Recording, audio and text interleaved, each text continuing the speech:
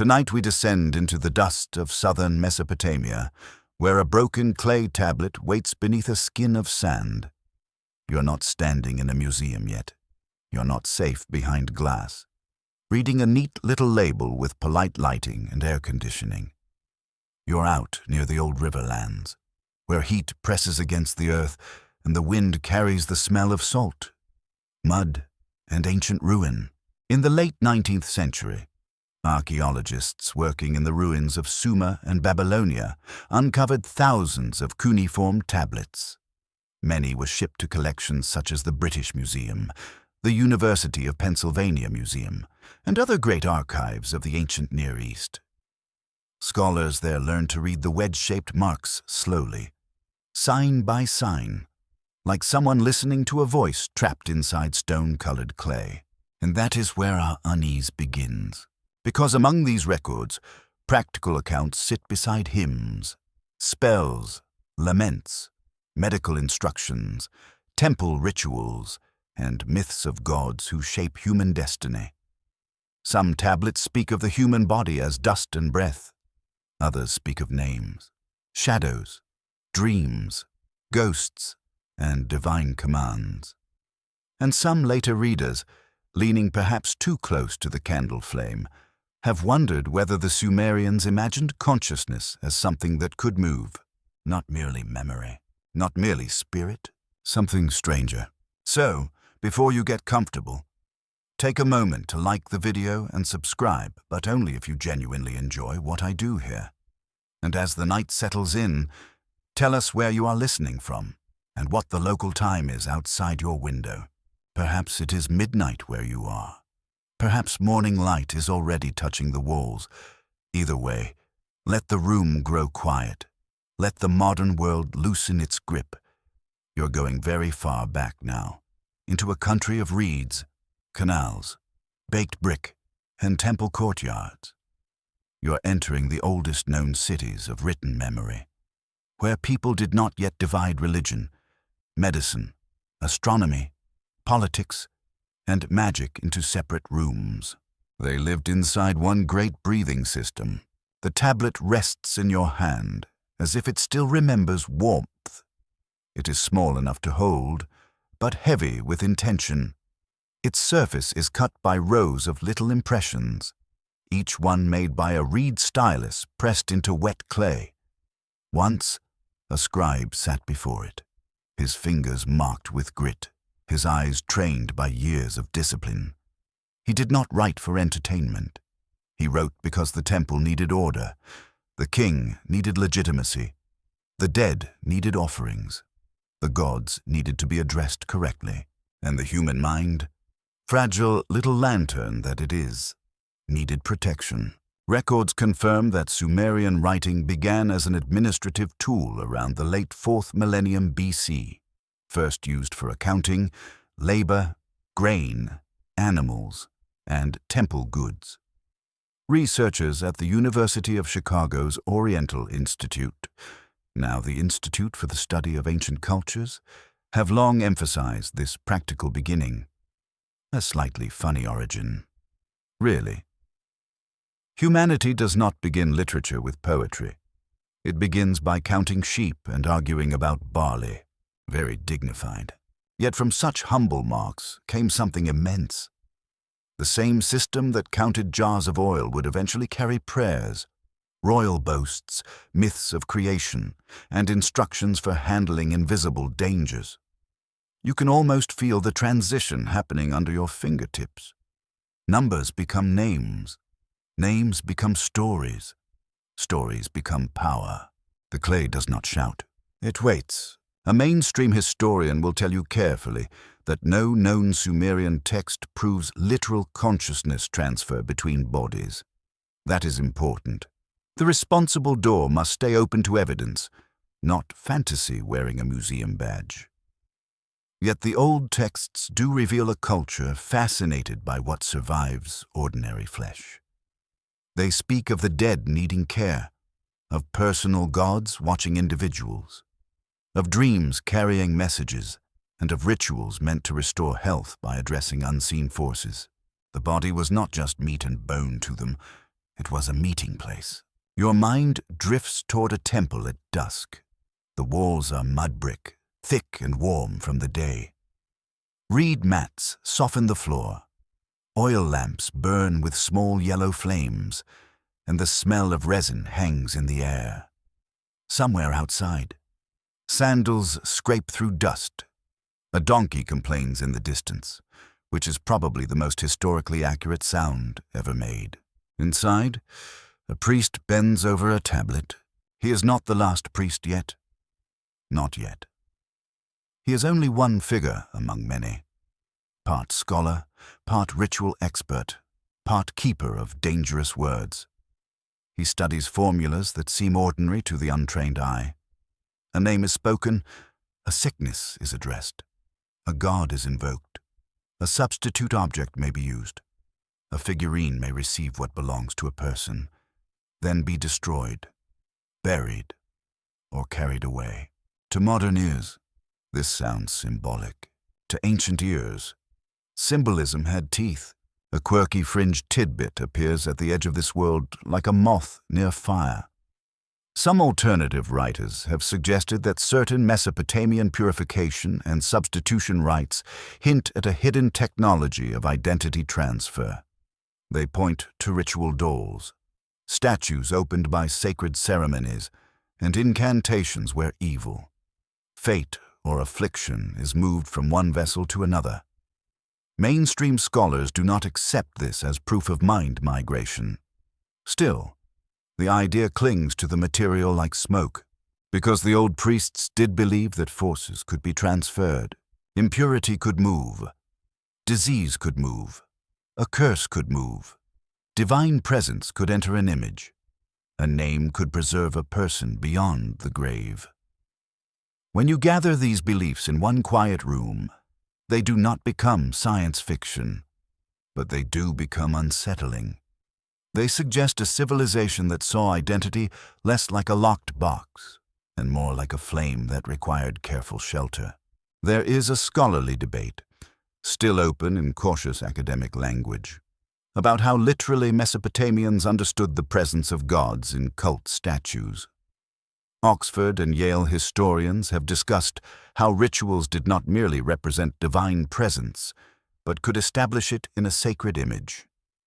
Was the statue only a symbol, or was it treated as a living body for the deity? The question remains delicate, because ancient religion often refuses to behave like a modern category. It slips through the fingers. Now you look again at the tablet. It is not a message from aliens. It is not a lost manual from a forgotten machine. It is something more human and more haunting. It is a record made by people who feared death, illness, madness, forgetting, divine anger, and the collapse of order. They knew the body could fail. They knew memory could fade. They knew a person might remain present in a name, a statue, a dream, or a ritual act. That knowledge was enough to build mysteries. Long before philosophy gave consciousness its polished vocabulary, Sumerian scribes were already pressing questions into clay. What makes you remain yourself when sleep takes you?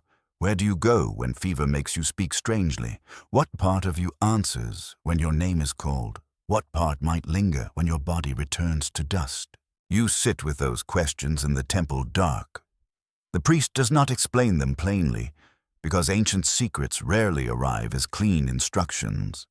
They arrive as fragments, a phrase in a hymn, a damaged line in an incantation, a ritual object buried beneath a threshold, a statue fed like a living guest, a dead king remembered as if his name still breathed. Perhaps the hidden truth is not that the Sumerians possessed some literal method of moving one mind into another body. Perhaps it is quieter than that. Perhaps they understood, with an instinct we have partly lost, that identity is never held by flesh alone. It is held by words, by witnesses, by rituals, by memory, and by the stories people keep repeating in the dark. The tablet grows cool in your hand. Beyond the doorway, the river moves through reeds under a violet sky. Somewhere, A scribe washes clay from his fingers. Somewhere, a priest closes a wooden box containing names that must not be spoken carelessly. And somewhere, in the long silence between history and imagination, one unsettling possibility remains awake. Maybe consciousness was not transferred as we imagine it. Maybe it was preserved. Your path carries you down into the river plain, where the land opens wide and low beneath a white, ancient sky. The ground is not empty, though at first it may seem that way. It breathes with canals, marsh reeds, fish traps, date palms, cattle yards, and small fields shining with irrigation water. The air smells of damp clay and cut plants. It is a living country, soft underfoot, yet ruled by a terrible dryness whenever the rivers withdraw. This is southern Mesopotamia, the country between the great rivers, where the earliest cities rise from mud and planning: Uruk, Ur, Eridu, Lagash, Nippur, Kish.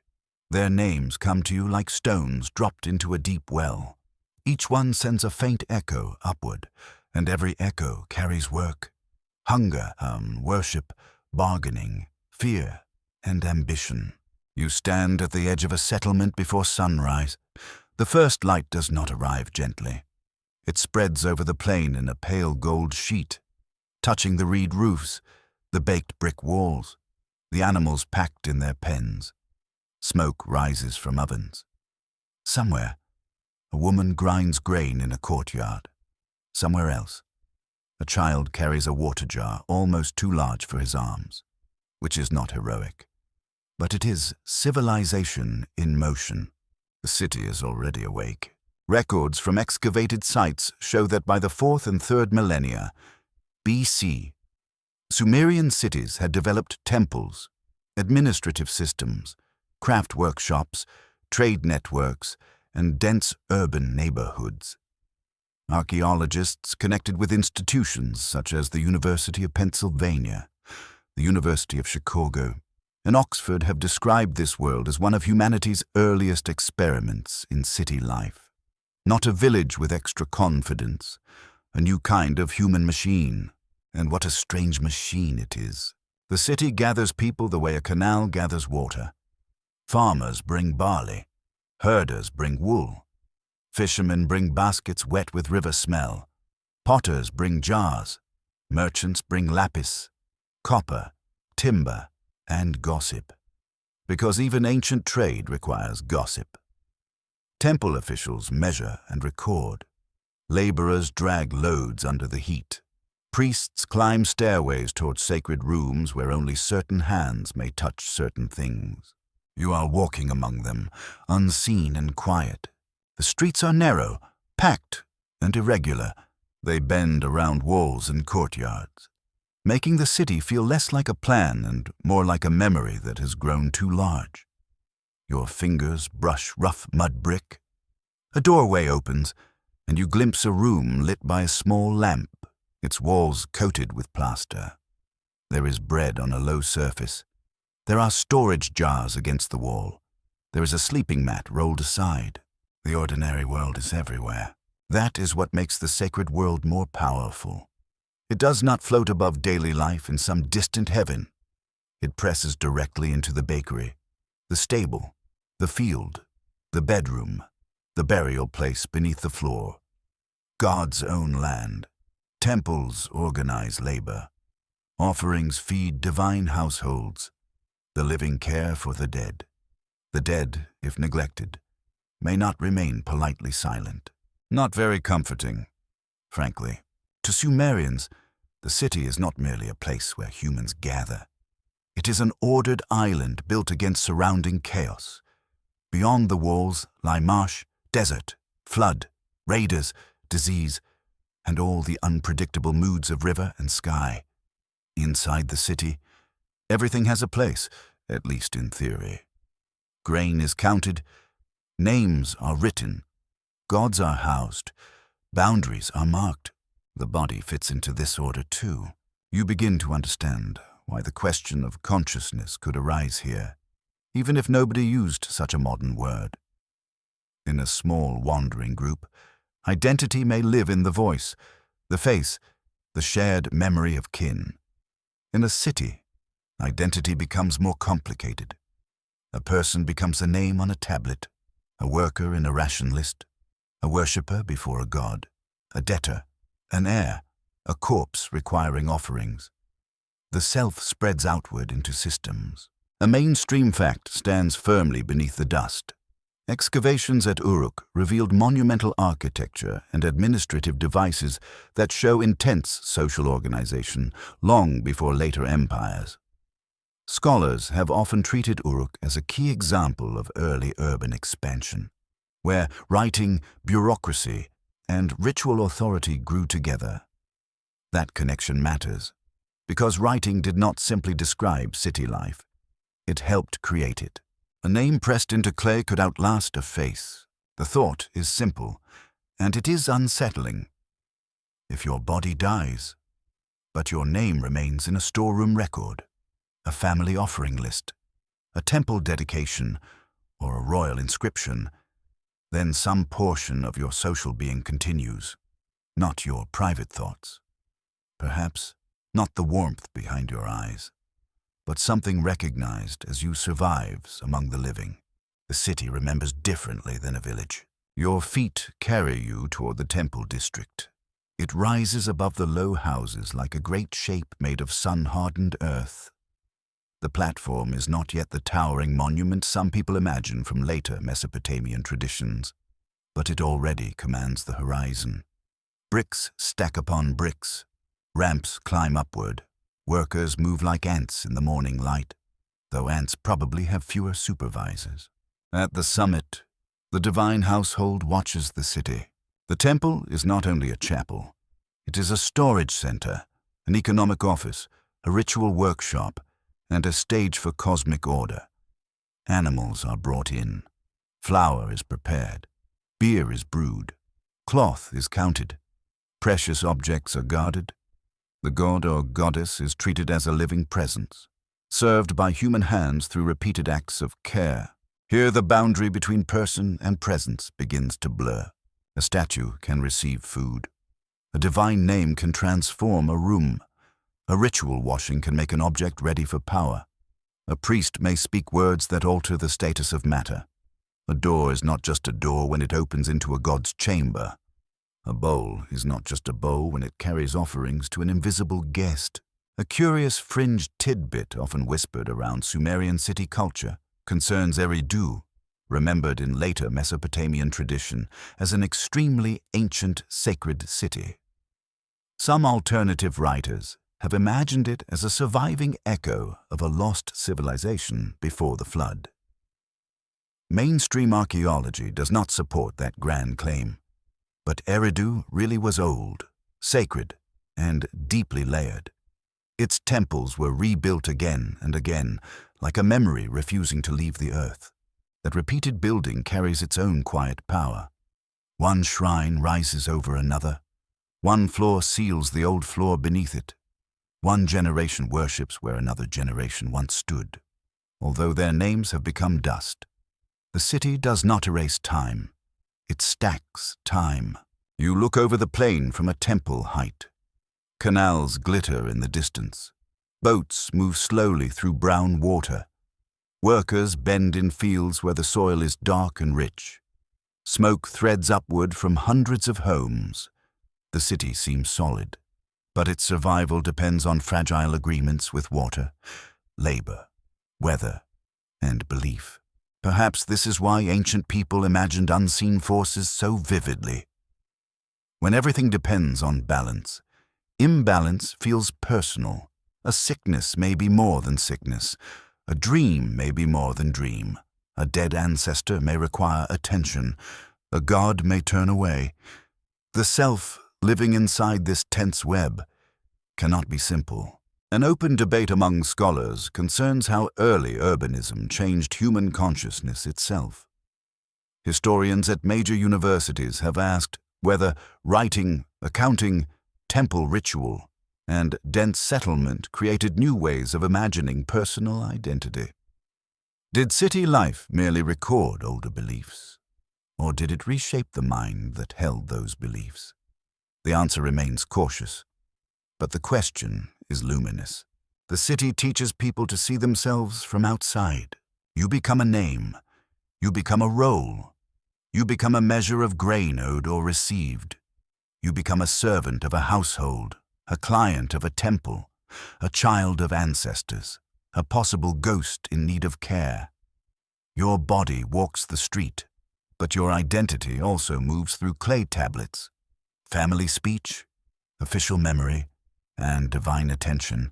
No wonder the later imagination could wonder whether a self might travel. The rivers slide past the city in long bands of light.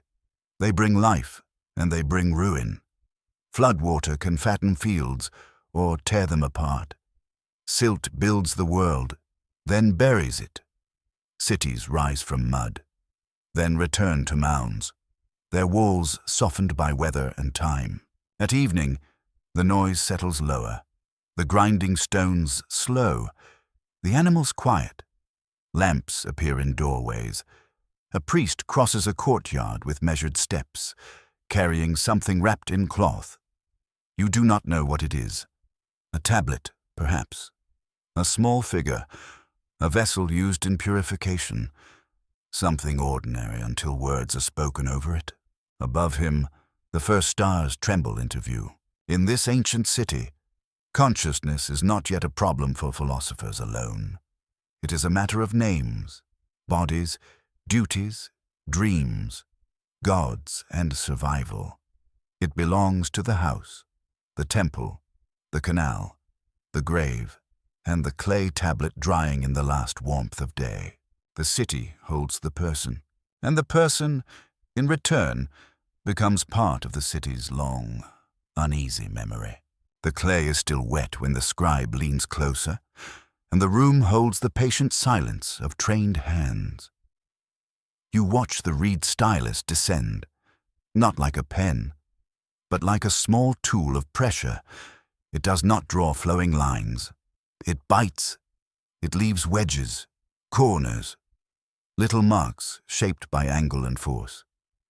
Each impression seems humble by itself, but together they begin to trap sound, command, memory, and fear. The tablet does not look magical. That is the clever part. It looks like administration, like storage, like the sort of thing a tired official might lose under a pile of other work.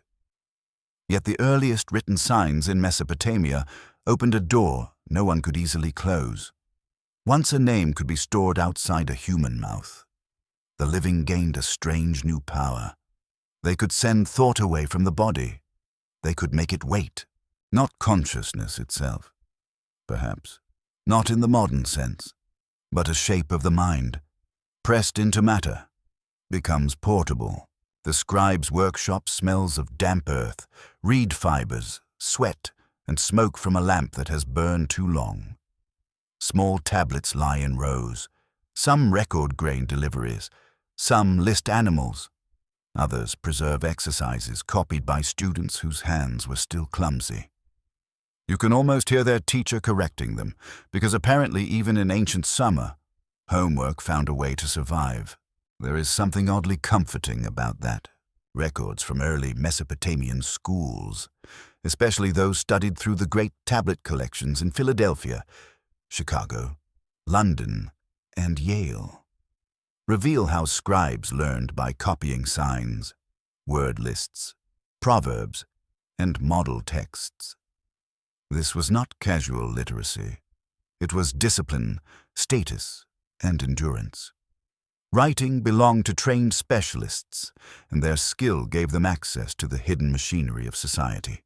A person who could write could divide the visible from the remembered. He could take a spoken order and make it endure in clay. He could take a name and remove it from the softness of breath. He could take a ritual phrase and protect it from the failures of ordinary memory. That matters deeply, because in Sumerian thought, words were not always passive descriptions.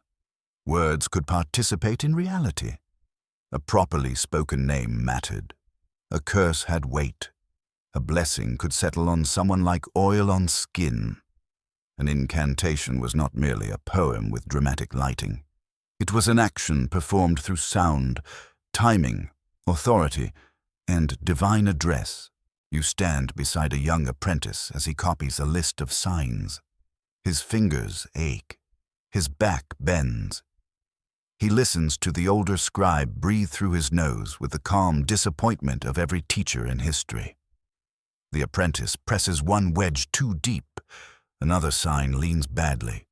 The master taps the clay and makes him smooth the line away. The clay forgives mistakes while wet. The mind, however, is being shaped more permanently.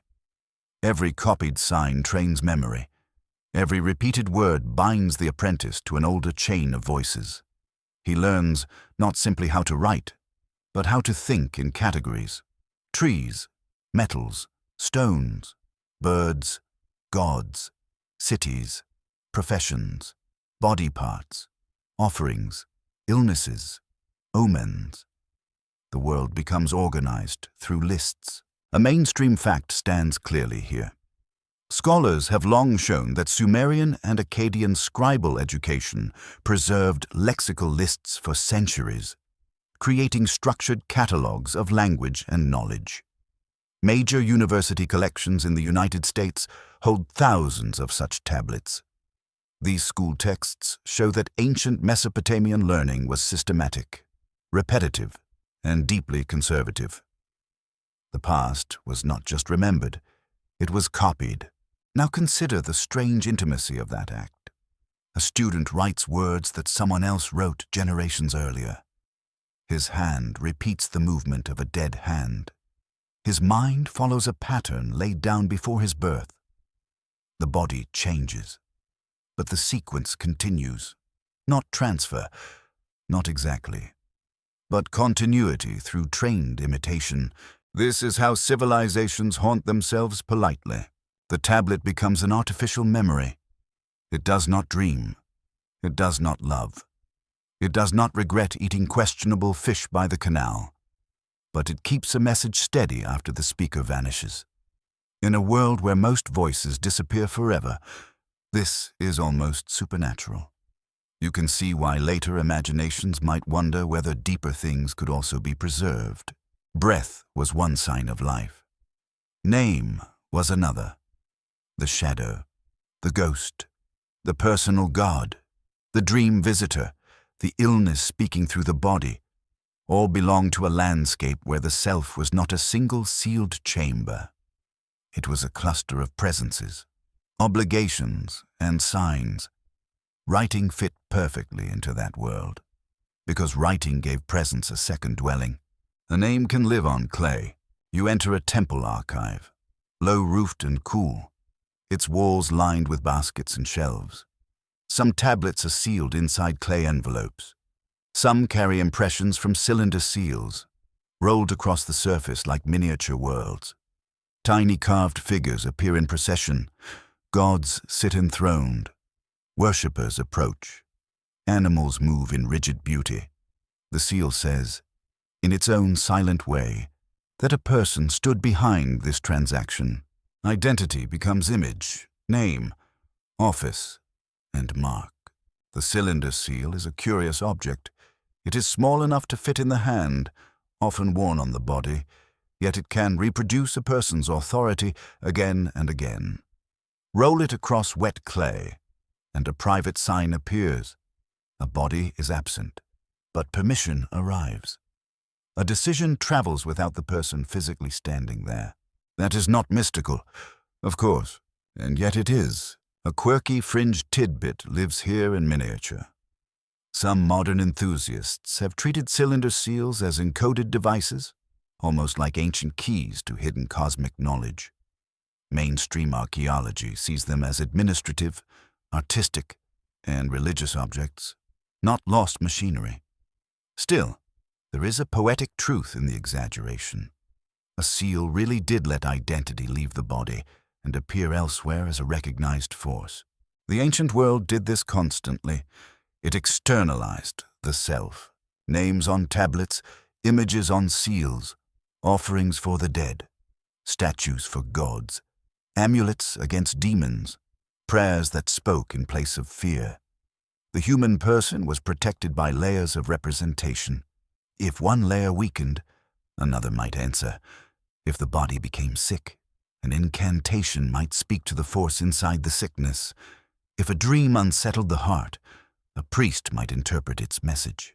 Some texts describe dreams as meaningful encounters, not random theater staged by an exhausted brain. A sleeping person could receive warning, command, or comfort. In such moments, consciousness seemed to travel without walking. The body remained on a mat, breathing slowly, while the dreamer crossed thresholds impossible by daylight. Your ears fill with night sounds. Insects click near the wall. A dog barks somewhere beyond the courtyard. Someone turns in sleep. A lamp guttering near the archive throws light across the tablets, and the marks seem almost to move. Scholars continue to debate how ancient Mesopotamians understood the relationship between words and reality. Researchers at Oxford, Yale, and other major centers have explored whether incantations were believed to compel divine and demonic powers directly, or whether they worked through ritual performance and social meaning. The distinction is modern, tidy, and possibly too tidy. Ancient practice may have held both together without embarrassment. A spoken word could be sound. A written word could be memory. A ritual word could be action. This layered understanding makes the idea of transferred consciousness less absurd as an ancient fantasy, even if unsupported as literal history. The Sumerians did not need electricity, laboratories, or glowing helmets to imagine that part of a person could move. They already lived among moving forces. Authority moved through seals, debt moved through tablets, blessing moved through speech, pollution moved through ritual objects, divine attention moved into sacred images. The world was full of passages. The scribe finishes a line and sets the tablet aside to dry. Once fired by sun or accident, it may outlive kingdoms. His hand will vanish. His voice will vanish, the room will fall, dust will enter the doorway. Centuries will pass in silence, yet the pressed words may remain, waiting for another mind to enter them. That is the deepest transfer in the room, not one soul leaping into another body under moonlight. Not yet. Only thought leaving flesh and hiding in clay, patient as a buried seed. Only language surviving the death of the speaker. Only memory learning to wear a mineral skin. The scribe rises, stretches his fingers, and steps into the courtyard. The tablet stays behind. It does not breathe, but it holds breath shaped into signs. It does not think, but it waits for thought to return. And when someone reads it, long ages later, the dead hand moves again. The temple chamber is cooler than the street, and your skin notices the change before your thoughts do. Outside, the city sweats under a pale sky. All dust, footsteps, animals, argument, and labor. Inside, the air carries the scent of oil, wool, clay plaster, and something faintly sweet from burned resin. It is not silent, not entirely. A quiet room always has its own noises. A lamp trembles. A door hinge complains softly. Somewhere behind a wall, water is poured into a vessel, and the sound feels strangely deliberate. You stand near a threshold where not every person may pass, because sacred places in Sumer are not open spaces of casual curiosity. They have levels, they have rules, they have bodies of their own. The temple is treated almost like a living organism. It has entrances and hidden rooms. It consumes offerings. It receives washing, repair, music, fragrance, food, and attention.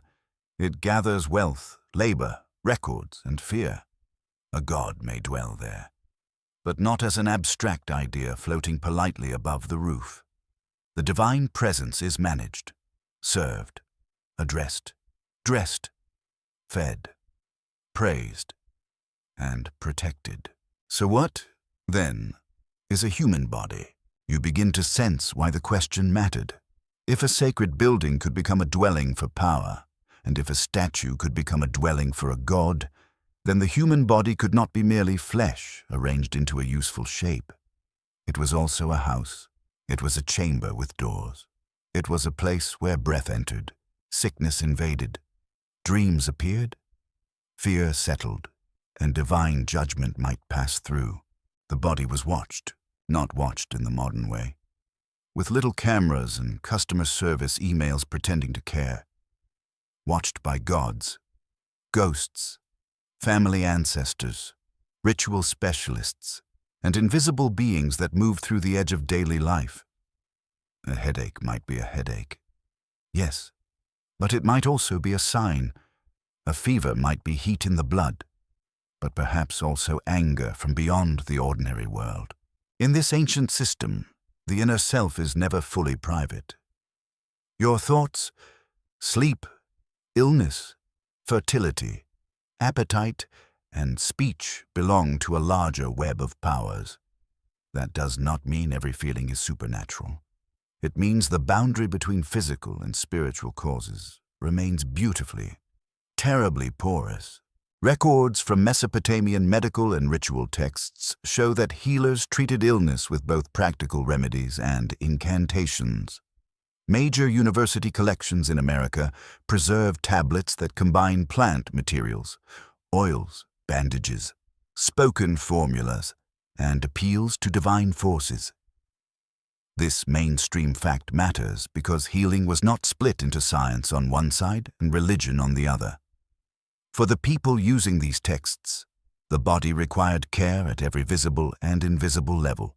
You move closer to a low table. Upon it lie bowls, cloth strips, small containers, and a figurine shaped from clay. The figure is plain, almost crude. It has no elegance, yet its very simplicity makes it more disturbing. It is not art for admiration. It is an object prepared for function. A priest might use such figures in rituals of substitution or removal. An evil influence could be addressed, drawn away, assigned elsewhere, or symbolically transferred. In many Mesopotamian traditions, dangerous forces were not always destroyed directly. They were redirected. They were carried out. They were sent into substitute objects, rivers, wilderness, fire, burial places, or creatures that bore the burden away. This is where the hidden unease deepens, because if harm can move from one vessel to another, then what else can move? If impurity can be placed onto a figure, if fate can be deflected, if divine presence can enter an image, then the ancient imagination already possesses the grammar of transfer, not the modern fantasy of a mind uploaded into another body, not a clean machine with buttons and a cheerful loading bar, something older, darker, and more ceremonial. A thing leaves one place, a thing enters another. The old ritual world is built from such crossings. Water crosses the skin during purification. Smoke crosses the air between altar and roof. Breath crosses the lips as words. Food crosses from human preparation into divine service. A name crosses from mouth to tablet. A curse crosses from enemy to victim. And then perhaps from victim to substitute. The body is a borderland. You place your palm against the cool wall. The plaster is rough, grainy, not unlike dried skin. You imagine the temple at night, when the ordinary workers have gone and the sacred rooms belong to lamps, shadows, and trained voices. A ritual specialist stands over someone who is ill, anxious, or marked by misfortune. The sufferer sits low, perhaps shivering. The priest speaks words carefully, because words used badly may do nothing, or worse, do something unintended. Ancient people respected that possibility. A quirky fringed tidbit often circles these ceremonies. Some modern occult writers have claimed that Mesopotamian priests practiced forms of soul displacement by placing a person's essence into a clay substitute. Mainstream scholars do not accept this claim as a documented Sumerian doctrine. Yet the claim grows from real ritual patterns, especially the use of substitute figures and symbolic transfer. It is not proof, but it is a shadow cast by genuine evidence. The shadow is interesting. You watch as the clay figure is lifted. It may represent a patient, an enemy, a demon, a fate, or a burden. Its role depends on the text, the ritual, and the crisis. The priest might name it, he might bind it, he might place it near the patient, he might bury it beyond the house, send it downstream, or break it in a controlled act of release. To modernize. That looks psychological, and perhaps it was. Partly. Ritual can give shape to fear. It can make invisible suffering visible, touchable, and removable. There is mercy in that.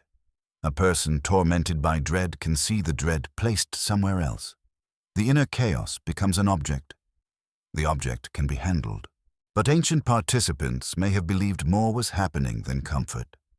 They may have believed a real force had shifted. The transfer was not theatrical to them. It was active, precise, and dangerous. The scholarly debate remains open around how literally Mesopotamians understood the forces named in incantations. Researchers at institutions such as Yale and the University of Chicago have discussed whether demons, illnesses, and ritual impurities should be read as supernatural beings, symbolic categories, or practical descriptions folded into religious language. The answer changes depending on the text. It also changes depending on how generous we are toward ancient thought. Perhaps they were not confused. Perhaps they were complete in a way we are not. They could see a fever as heat, divine anger, environmental danger, family crisis, and demonic pressure without needing to choose only one explanation. Their categories overlapped. Their world was layered. Their rituals spoke to all layers at once. You feel that layered world gathering around you. The temple is not simply a place of worship. It is a laboratory of meaning, though not a laboratory of glass and metal. It tests the relationship between word and matter, image and presence, body and unseen force. It asks whether a person can be repaired by rearranging the invisible attachments around them. That question leads toward the idea of the inner self as something housed, threatened, and guarded. The body contains breath, warmth, appetite, memory, voice, and name. It can be entered by illness. It can be relieved through ritual. It can be addressed through dreams. It can be protected by amulets. It can be represented by figurines and images. It can even be extended through writing and offerings. So where does the self end? At the skin, perhaps, or at the name, or at the last person who remembers you, or at the threshold of the grave. Ancient Sumer does not give one clean answer. It gives clay, ritual, lament, prayer, and practice. It gives a human body standing in a field of powers, always open, always vulnerable, always in need of care. The lamp flame bends. For a moment, the figure on the table seems almost awake. Not because it has life, but because others have given it importance. That is how sacred objects become unsettling. They borrow attention until they feel occupied. You step back from the table, and the coolness of the chamber seems deeper now. The temple has shown you its quiet logic. A body is a house. A name is a tether. A ritual is a door. And the inner self, whatever it is, survives only while the doors are guarded. The priest sits alone where the temple shadow gathers, and the late light narrows along the wall. His hands rest beside a tablet, but he is not reading yet. He is listening. Not to speech, not exactly, and not to the polite sounds of ordinary business. He listens to the pauses between sounds, to the small irregularities that other people ignore. A bird cries once from the roof. Someone crosses the courtyard beyond the doorway, and sandals whisper over dust. A bronze bowl settles after being touched, giving off a faint, delicate ring. The priest hears all of it, but he is waiting for the moment when common noise turns into meaning. This is his profession, and perhaps also his burden. He has been trained to read silence. In Sumer and the later Mesopotamian world, temple scholars and ritual specialists did not merely pray. They interpreted. They studied omens, dreams, bodily signs, strange births, smoke patterns, celestial movements, and the behavior of animals. Their work belonged to a culture that believed the universe could speak in fragments. A mark on the liver of a sacrificed sheep might matter. A dream at dawn might matter. A sudden illness might have a grammar. You might call that superstition. They would probably call your weather app witchcraft. So let us be fair. The priest's education is long and repetitive. He learns signs, lists, hymns, ritual phrases, and old stories whose meanings have already grown dim with age. He is taught when to speak, when to wash, when to cover an object, when to uncover it, and when silence is safer than a badly chosen word. In such a world, knowledge is not decoration. It is protection against disorder. Records from Mesopotamian scholarly traditions show that priests and diviners preserved enormous collections of omen literature and ritual instructions. Major research libraries at American universities hold tablets that reveal this serious intellectual labor. A mainstream fact is plain here: divination was not random guessing, but a disciplined system with trained specialists, inherited methods, and formal archives. It was ancient scholarship in a sacred key. The priest's chamber is narrow and warm. Clay tablets sit in reed baskets against the wall. Some are smooth practice copies. Some are broken fragments from older collections. Some contain lines he is allowed to study only after long preparation. Because the wrong person handling sacred knowledge is not merely unqualified. He is dangerous. At least, that is what the temple believes. There is a small box near the priest's knee. Its wood is dark from oil and handling. Inside may be a seal, a cord, a little amulet, or a tablet wrapped in cloth. You do not see the contents clearly. That uncertainty is part of the room's power. Ancient secrecy often begins with very simple things kept out of sight.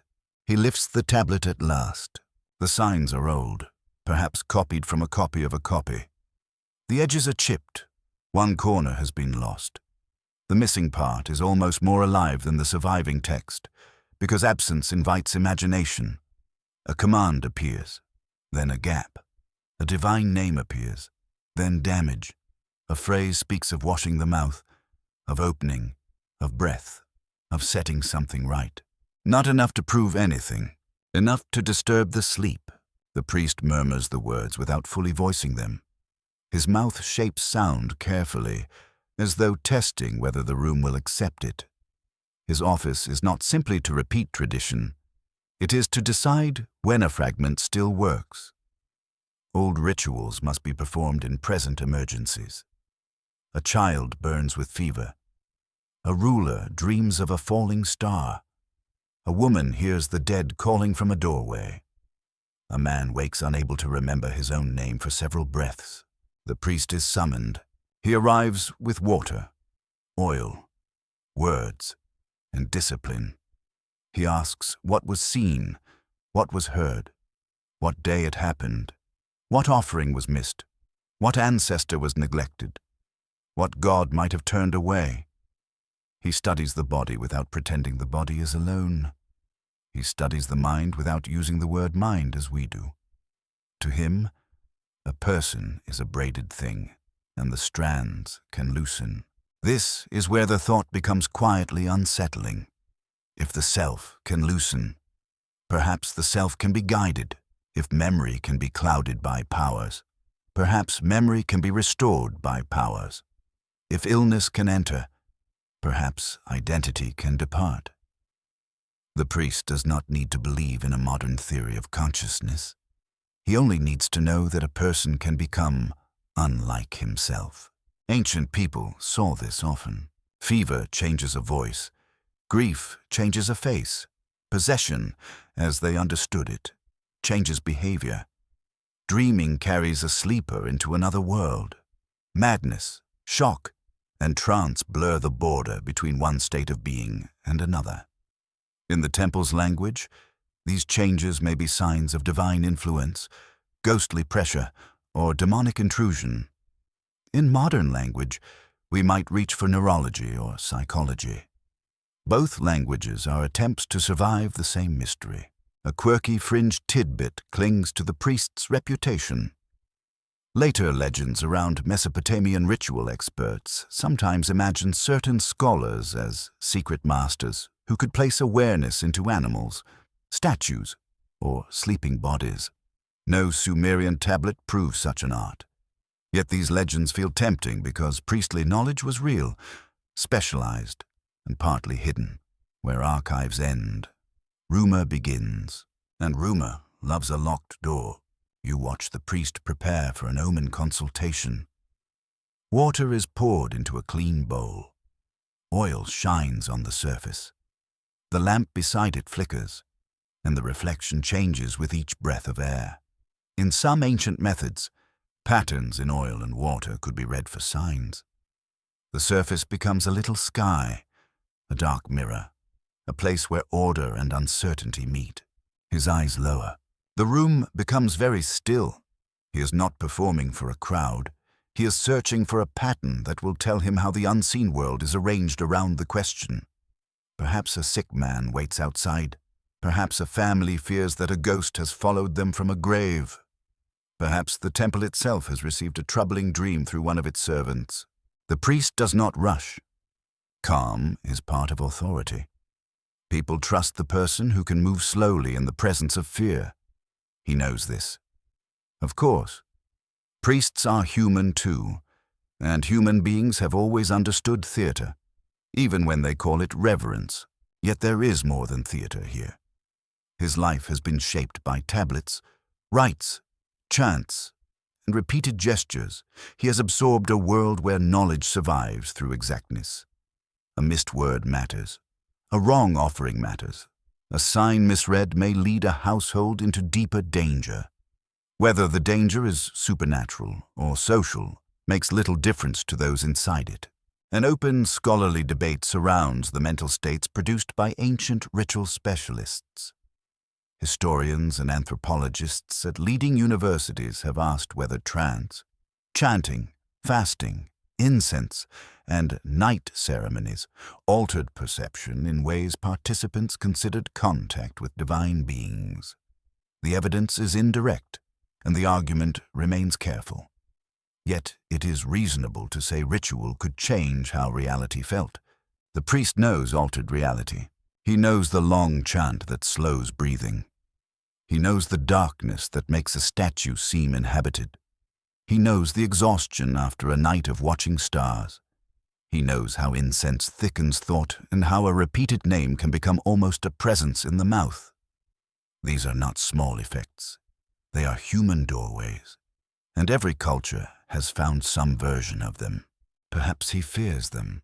Perhaps every good priest fears what he knows. The last light leaves the wall, and the room takes on the color of cooling ash. The priest wraps the tablet and places it back in its box. He does not smile. The signs have given him enough to act, but not enough to rest. That is the nature of omen knowledge. It answers by opening another question. Outside, the city continues. Grain is measured. Children quarrel. Dogs nose through rubbish. Someone complains about taxes, because history may change, but that particular melody is immortal. Yet inside the temple chamber, another kind of record is being kept, not only in clay, but in the priest's trained attention. He carries texts in memory. He carries gestures in his hands. He carries fears other people bring to him when their own selves feel uncertain. By reading silence, he becomes the place where hidden meanings gather. And if any secret of moving identity ever began as a rumor, it would not begin with machines. thrones, or thunder. It would begin here, in the quiet labor of a man who knew how fragile a person could be. He listens again. The temple answers with silence, and the silence is not empty. The chamber opens into a smaller room, where the walls seem to hold their breath. You notice the change at once. The air is closer here, warmer, and touched by the scent of old linen, sealed clay, and lamp oil. There are fewer objects than expected. A bowl, a cord, a folded cloth, a small figure placed beside a covered jar. Nothing shines. Nothing announces itself. That restraint feels intentional. Ancient secrets rarely need golden furniture. They prefer plain things, the kind a careless visitor might overlook. A vessel can be only a vessel until a name is spoken over it. A cord can be only a cord until it binds a fate. A clay shape can be only clay until someone decides it must stand for a body. You step nearer, slowly. Here the strange idea begins to take form, not as a fact, not as a proven doctrine, but as a thought assembled from ancient habits. The Sumerian world already knows that presence can be housed.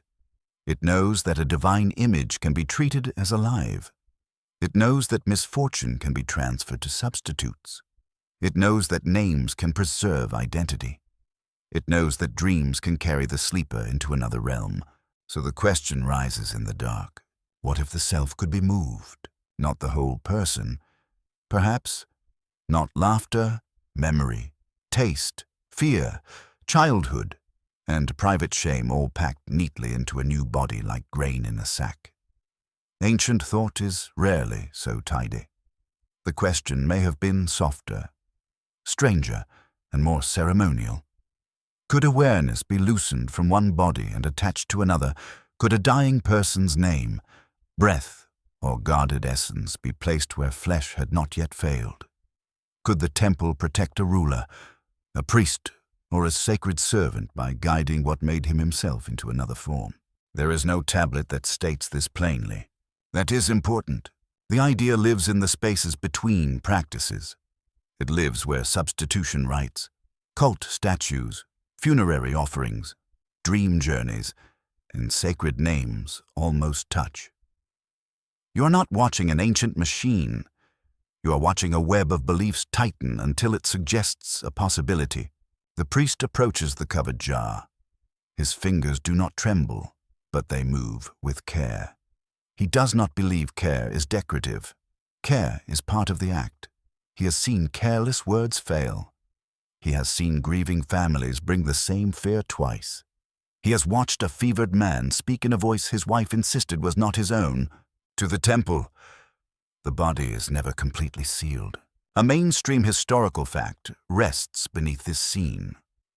Mesopotamian texts from the 3rd and 2nd millennia BC describe complex rituals using substitute figures, symbolic objects, divine names, and spoken incantations to redirect danger or restore order. Scholars at major centers such as Yale, Oxford, and the University of Chicago have studied these rites as part of a highly organized religious and medical tradition. The evidence is real, even if the boldest interpretations remain speculative. The priest lifts the cloth. Inside the jar lies a small object, perhaps a clay figurine or a bundle shaped like a human form. It is not meant to deceive the eyes. It is meant to receive attention. That distinction matters. A substitute does not need to look perfectly human. It needs to be named, positioned, and activated within the ritual pattern. A body is created by recognition. You feel how unsettling that thought is. In ordinary life, a body appears obvious. It stands, eats, sleeps, complains, ages, and eventually returns to dust. But in ritual life, a body can be represented by something smaller. A figurine can stand in for a person. A statue can hold a god. A tablet can hold a name. A seal can hold authority. Ancient Mesopotamia repeatedly allows one form to stand for another. This is the grammar of the second body. The second body is not necessarily living flesh. Sometimes it is clay, sometimes stone, sometimes a statue dressed, washed, and fed. Sometimes an image that receives a burden. Sometimes a written name that survives when bones are gone.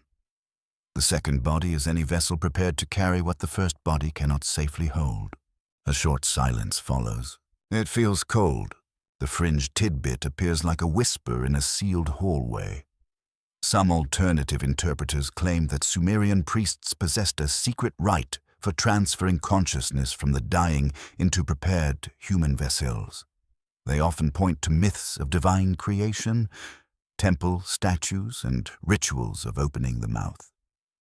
Mainstream historians reject this as unsupported. Yet the speculation borrows its mood from authentic ancient practices, where presence and vessel are deeply entangled. That entanglement is the important part. You watch the priest place the figure beside a sleeping man. Perhaps the man is ill. Perhaps he is a ruler whose dreams have turned ominous. Perhaps he is an initiate undergoing a night of ritual testing. The man breathes heavily, his face damp with sweat. The room is dim enough that skin, clay, cloth, and shadow begin to resemble one another. The priest speaks. He does not speak quickly. Each phrase is measured, shaped by training and fear.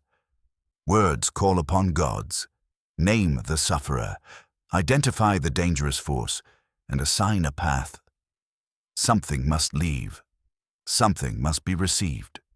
Something must be carried away or preserved. The exact purpose depends on the rite, but the structure is unmistakable. A crossing is being arranged. Modern people often imagine consciousness as something trapped inside the skull. Ancient people may not have imagined it that way. For them, the person extended through breath, name, a family, God, ghost, dream, and social memory. The self was not a light bulb inside bone. It was a field of relationships. To move part of that field, you did not need wires. You needed correct connections. You needed a name. You needed a vessel. You needed witnesses. This does not make consciousness transfer historically proven. It makes the ancient imagination more subtle than simple disbelief allows. When a priest gave a substitute figure a person's name, when he transferred impurity into it, when he disposed of it in a ritually controlled manner, he was doing something more than play acting. He was altering the person's relationship to the invisible world. Perhaps that is where the secret truly lies. Not in moving an entire mind, but in moving the conditions that bind a mind to suffering. Not in escaping death entirely, but in giving identity another place to stand when the body becomes dangerous ground. An open scholarly debate concerns whether ritual substitutes were understood as temporary containers, symbolic doubles, or genuinely empowered bodies within the ceremony.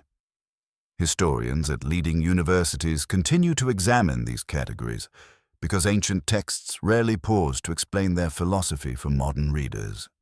They assume a world the reader already understands. We arrive late, squinting through broken clay.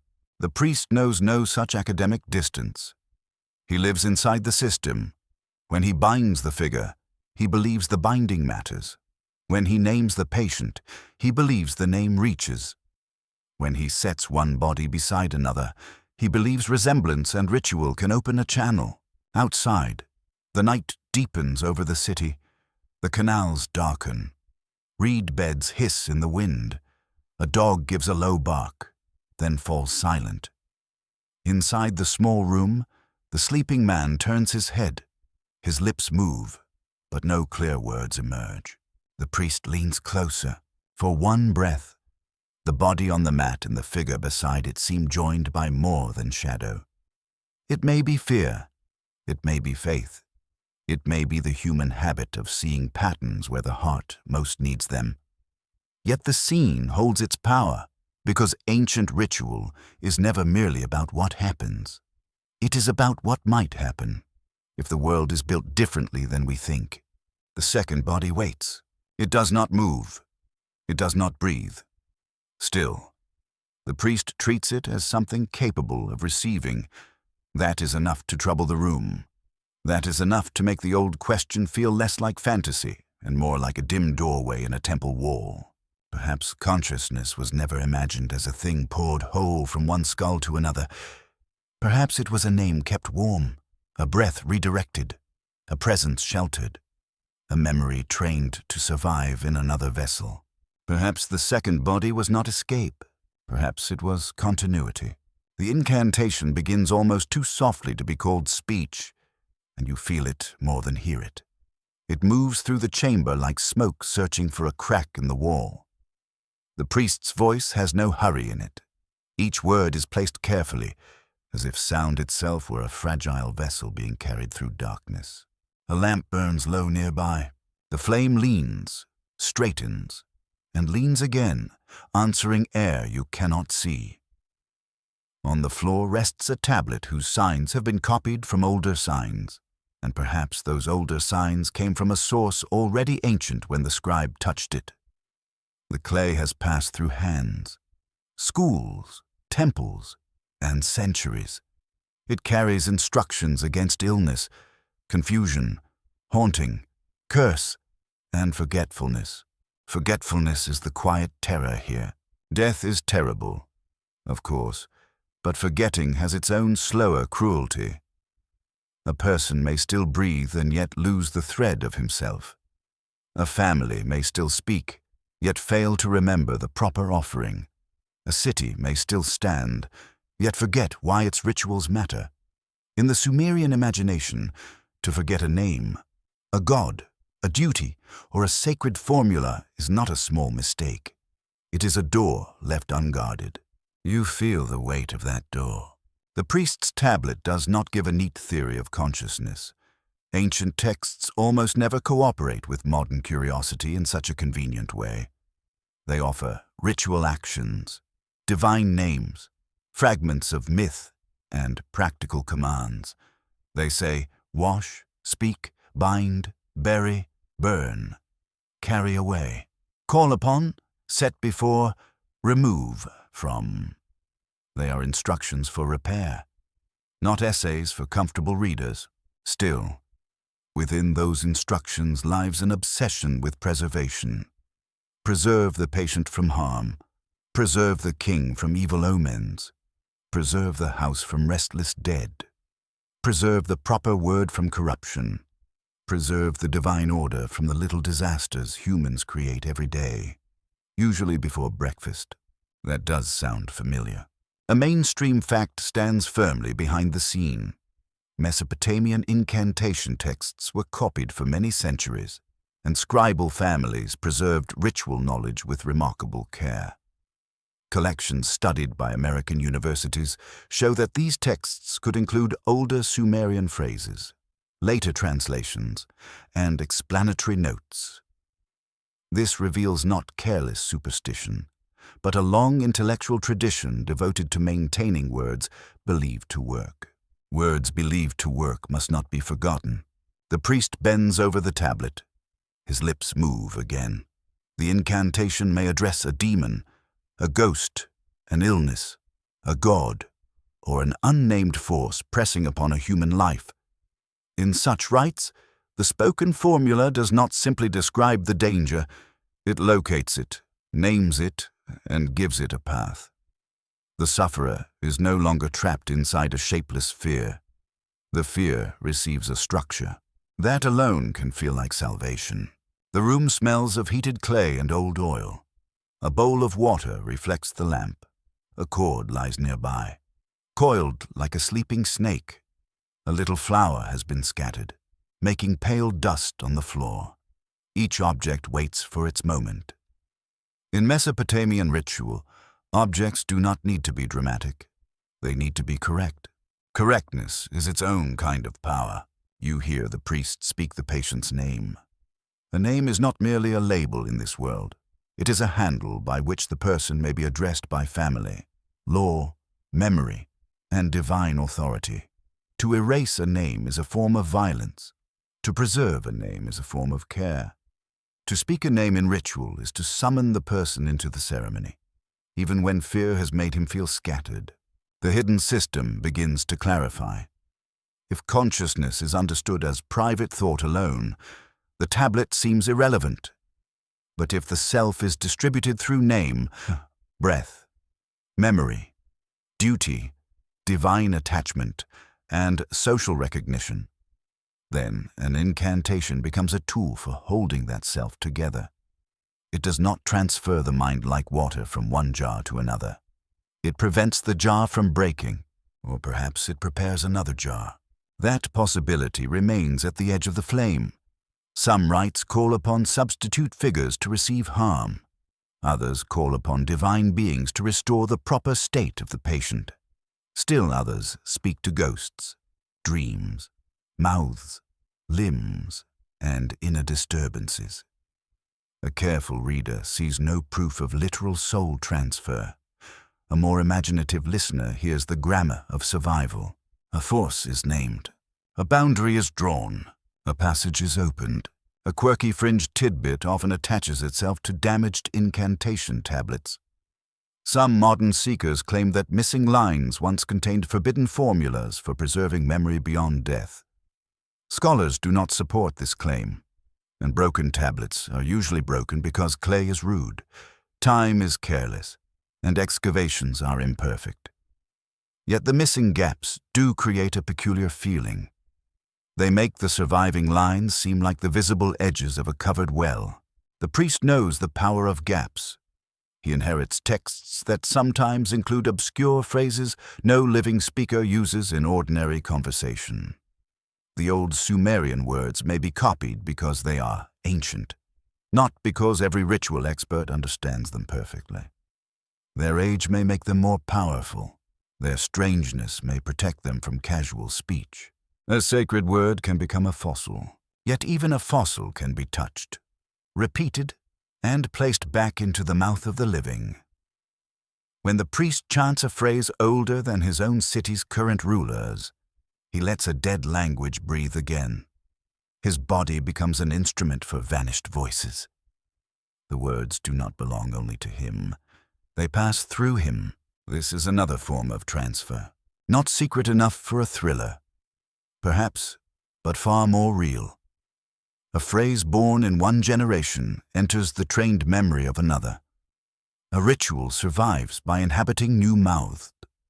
The priest's consciousness is shaped by words he did not invent. His identity as a priest depends on allowing older minds to move through his speech. The dead teach the living how to speak. An open scholarly debate concerns how much ancient ritual specialists understood when copying archaic Sumerian formulas into later texts. Some researchers argue that scribes preserved meanings through bilingual explanations and school traditions. Others suggest that certain phrases may have functioned partly through prestige, sound, and inherited sacred authority. The question remains alive because a ritual word can be meaningful even when its full origin has faded. You stand with that uncertainty. The incantation continues. Slower now, almost like a lullaby sung to danger itself. The patient sits with bowed head. His breathing has steadied. The figure beside him receives a touch of water. The cord is lifted, then lowered. A phrase is repeated, but not carelessly. Repetition in ritual is not boredom. It is pressure applied to reality. The priest is not trying to entertain anyone. Lucky for him, really. He is trying to keep a person from dissolving into forces without names. He is trying to place the patient back within a map of gods, family, body, and memory. He is trying to ensure that what belongs to the person remains with the person, and what does not belong is carried away. That is the ancient drama beneath the calm voice. The incantations against forgetting are not only about memory in the ordinary sense. They are about continuity. They guard the chain between body and name, between sufferer and household, between living and dead, between human weakness and divine order. They suggest that identity can be threatened from outside and repaired from outside. The private self is never entirely private. It must be protected in public ways. The priest finishes the spoken formula and presses his thumb lightly near the tablet's edge, not altering the signs, only steadying the clay as if it were alive. The patient opens his eyes.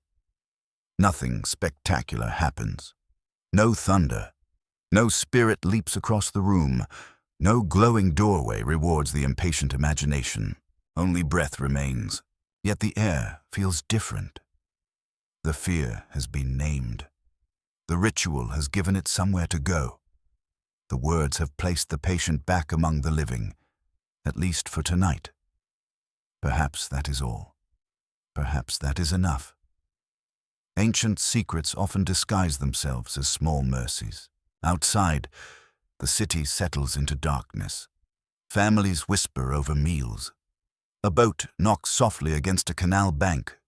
Somewhere, a mother tells a child the name of an ancestor, and the child repeats it badly, then better. Memory continues through imperfect mouths. The tablet waits beside the lamp. It preserves words against decay, against panic, against the long erosion of time, and in its own quiet way, it asks whether a person is ever only one body. Perhaps you are also the words that hold you, the names that call you back, and the rituals that keep you from vanishing too soon. The statue stands in the half-light, and at first it seems smaller than expectation. You may have imagined something enormous, a towering presence above terrified worshippers, stone eyes blazing like a judge. Instead, the figure is still compact, carefully shaped, and strangely patient. Its hands are folded, its face is calm, its eyes, once inlaid with shell and dark stone, hold the fixed attention of someone who never blinks. That is the unsettling part. A living face looks away. A statue does not. It watches through dust, empire, neglect, and rediscovery, never needing sleep, never needing mercy, never needing to explain itself. Around it, the temple room carries the smell of wool, incense, old wood, and baked clay. The floor is swept clean. Food offerings may have been placed nearby. Oil may have touched the surface. Words may have awakened it. You approach slowly, because ancient images dislike haste. In Sumerian cities, statues were not simple decoration. Votive figures could stand in temples on behalf of worshippers, hands clasped in eternal devotion. Royal images could announce authority, piety, and presence. Divine statues were treated with far greater care because they could serve as earthly bodies for gods. The image did not merely remind people of the divine. In the ritual world, it could become the place where divine presence was received. That idea changes everything. A mainstream historical fact is securely carved into this scene. Archaeologists have recovered many Mesopotamian votive statues from temple contexts, especially from sites such as Tel Asmar in the Diyala region. Scholars at the University of Chicago and other major institutions have studied them as evidence of worshippers placing enduring images before the gods. The figures appear to pray continuously, even when the human donor has gone home, grown old, or died. A statue can keep praying. That simple thought is almost more haunting than any wild legend.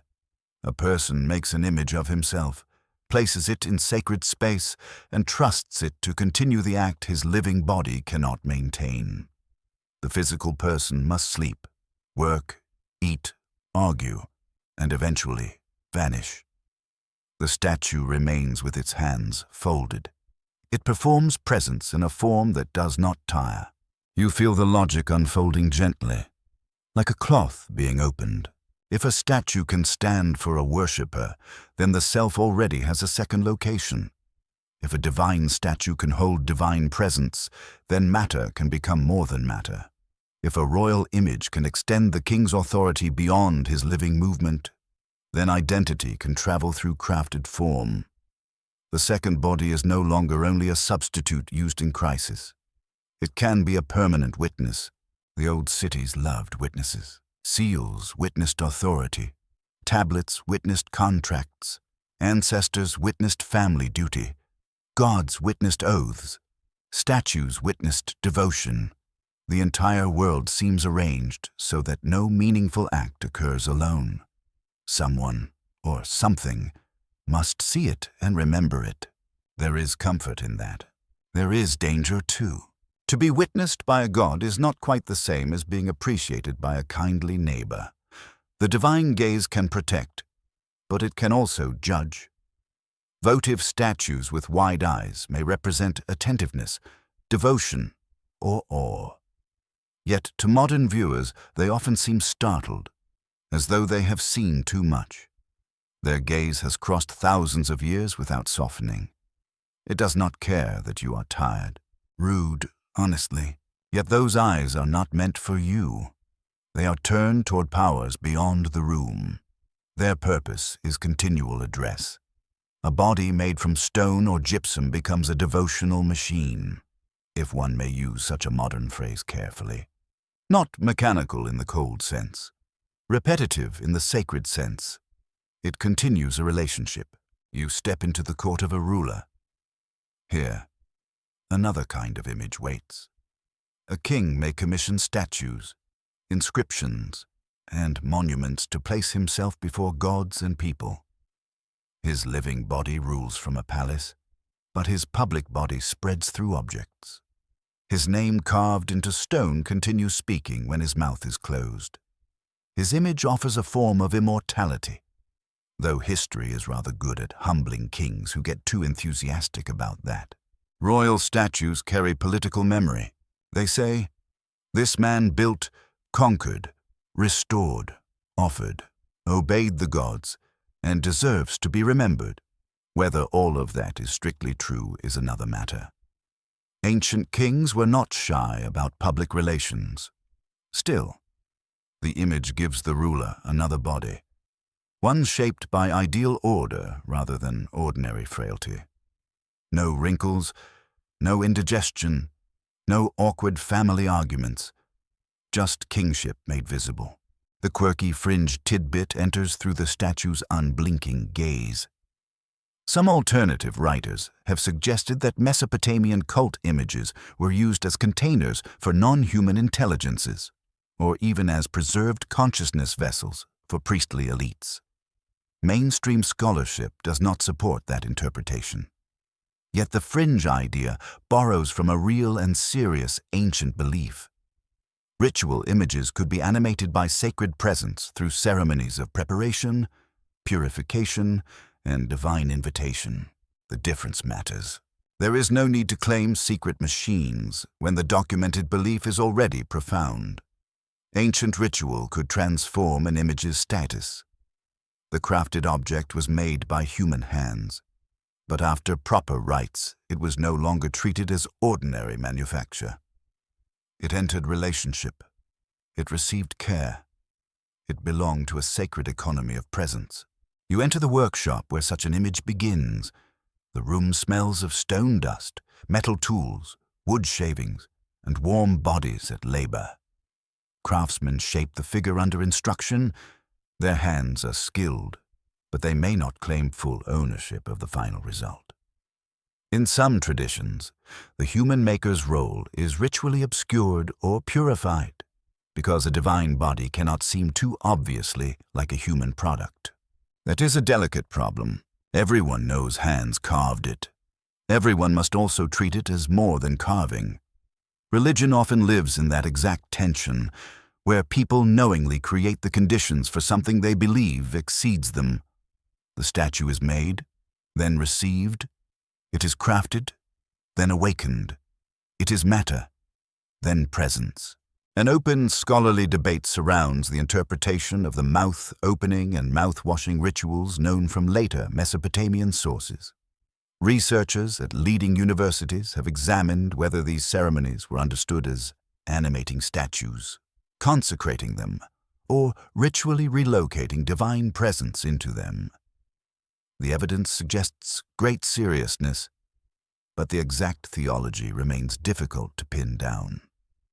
Ancient practice leaves gestures where modern readers want definitions. The mouth matters because speech matters.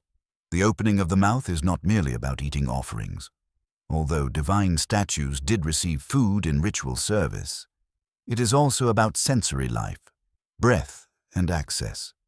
A mouth that opens can receive, speak, consume, and participate. A statue with an opened mouth becomes ritually capable. You touch your own lips without thinking. The body suddenly feels like a statue that learned to breathe. This is the quiet reversal at the heart of the temple world. Perhaps humans are not simply beings who make images. Perhaps humans themselves are images, shaped from clay, animated by breath, placed in service, and watched by gods. In Mesopotamian myths, humans are formed to labor for divine purposes. The line between servant, statue, and body is not as firm as modern comfort prefers. You stand before the figure again. Its folded hands resemble a prayer that cannot end. Its eyes remain open beyond exhaustion. It has no private interior that you can prove, yet it carries presence through recognition, placement, and ritual care. People approach it as if it matters, and by approaching it that way, they make it matter more. A living image is born from repeated attention. The temple lamps deepen the shadows around the statue's face. The stone seems warm now, though it cannot be. Somewhere beyond the chamber, priests prepare offerings: bread, beer, water, oil, dates, perhaps meat on festival days. The divine household must be fed. The presence must be honored. The image must not be neglected. Neglect is dangerous in a world of relationships. When a statue is damaged, captured, or removed, the disaster is more than artistic loss. It can signal divine abandonment, political humiliation, or cosmic disorder. To carry away a god's statue is to wound a city's heart. To restore it is to restore more than stone. It is to bring presence home. So the secret of body and consciousness becomes richer. A body can be flesh. A body can be clay. A body can be a statue. A body can be a written name. What matters is not material alone, but the web of recognition around it. The ancient world keeps asking what kind of vessel can hold presence, and how long presence can remain. No answer arrives cleanly. The statue watches. Its stillness becomes the lesson. The human body moves and fails. The image remains and depends. It cannot feed itself. It cannot defend itself.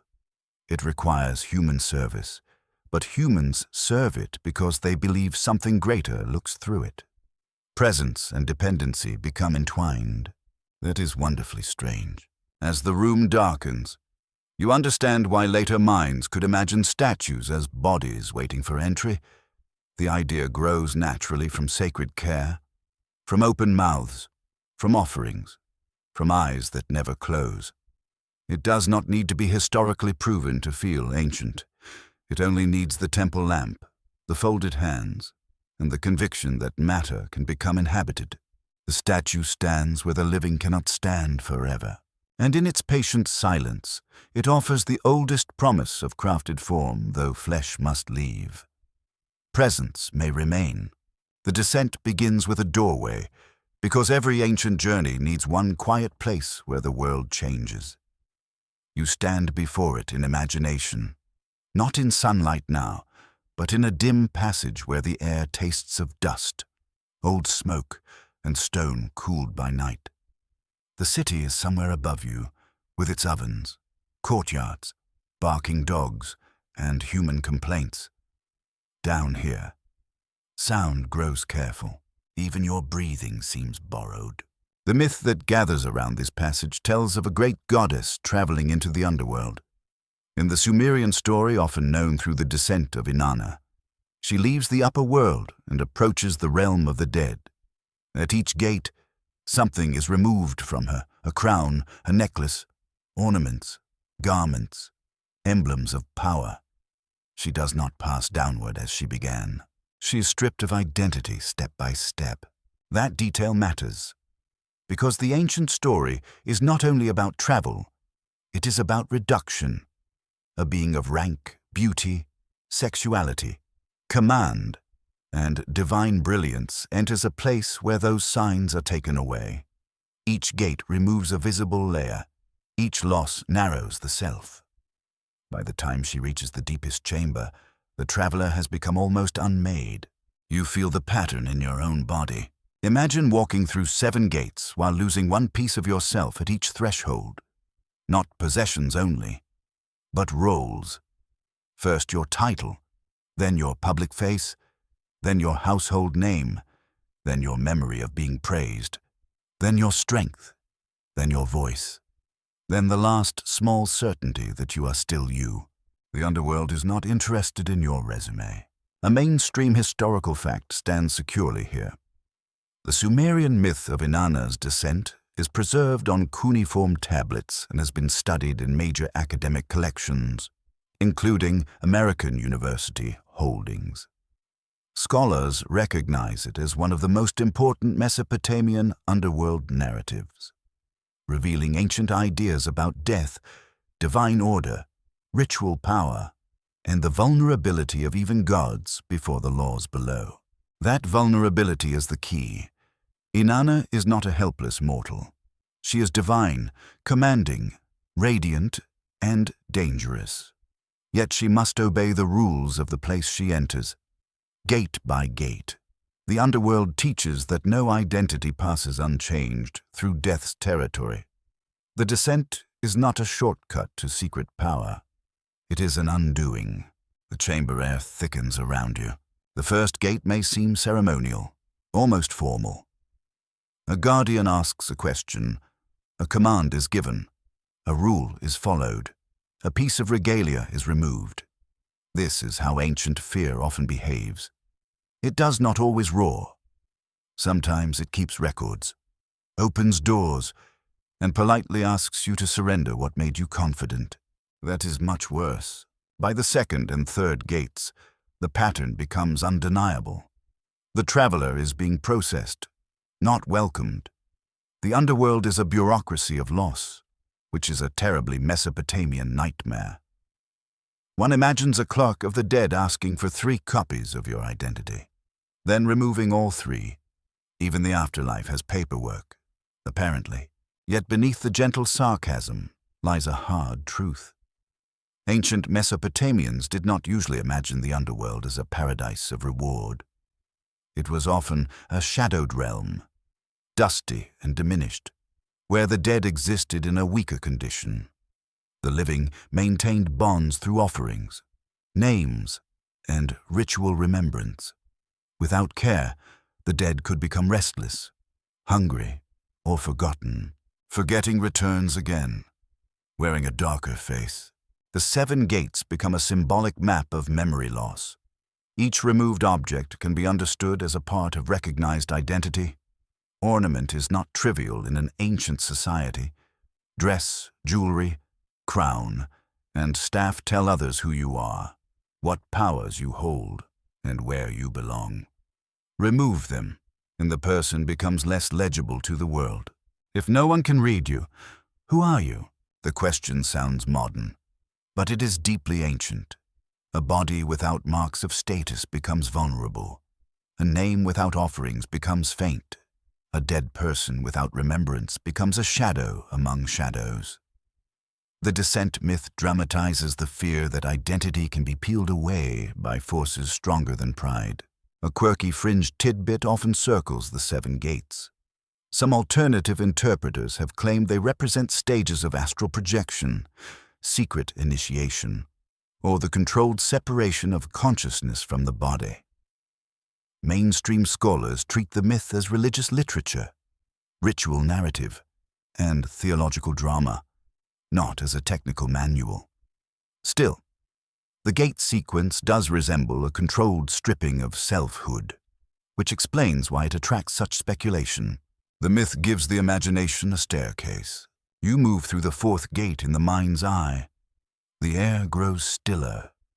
What was decorative becomes essential, because every lost object changes the traveler's relationship to power. By the fifth gate, the descent feels less like walking and more like being translated into another condition. The body continues downward, but the identity attached to it is thinning.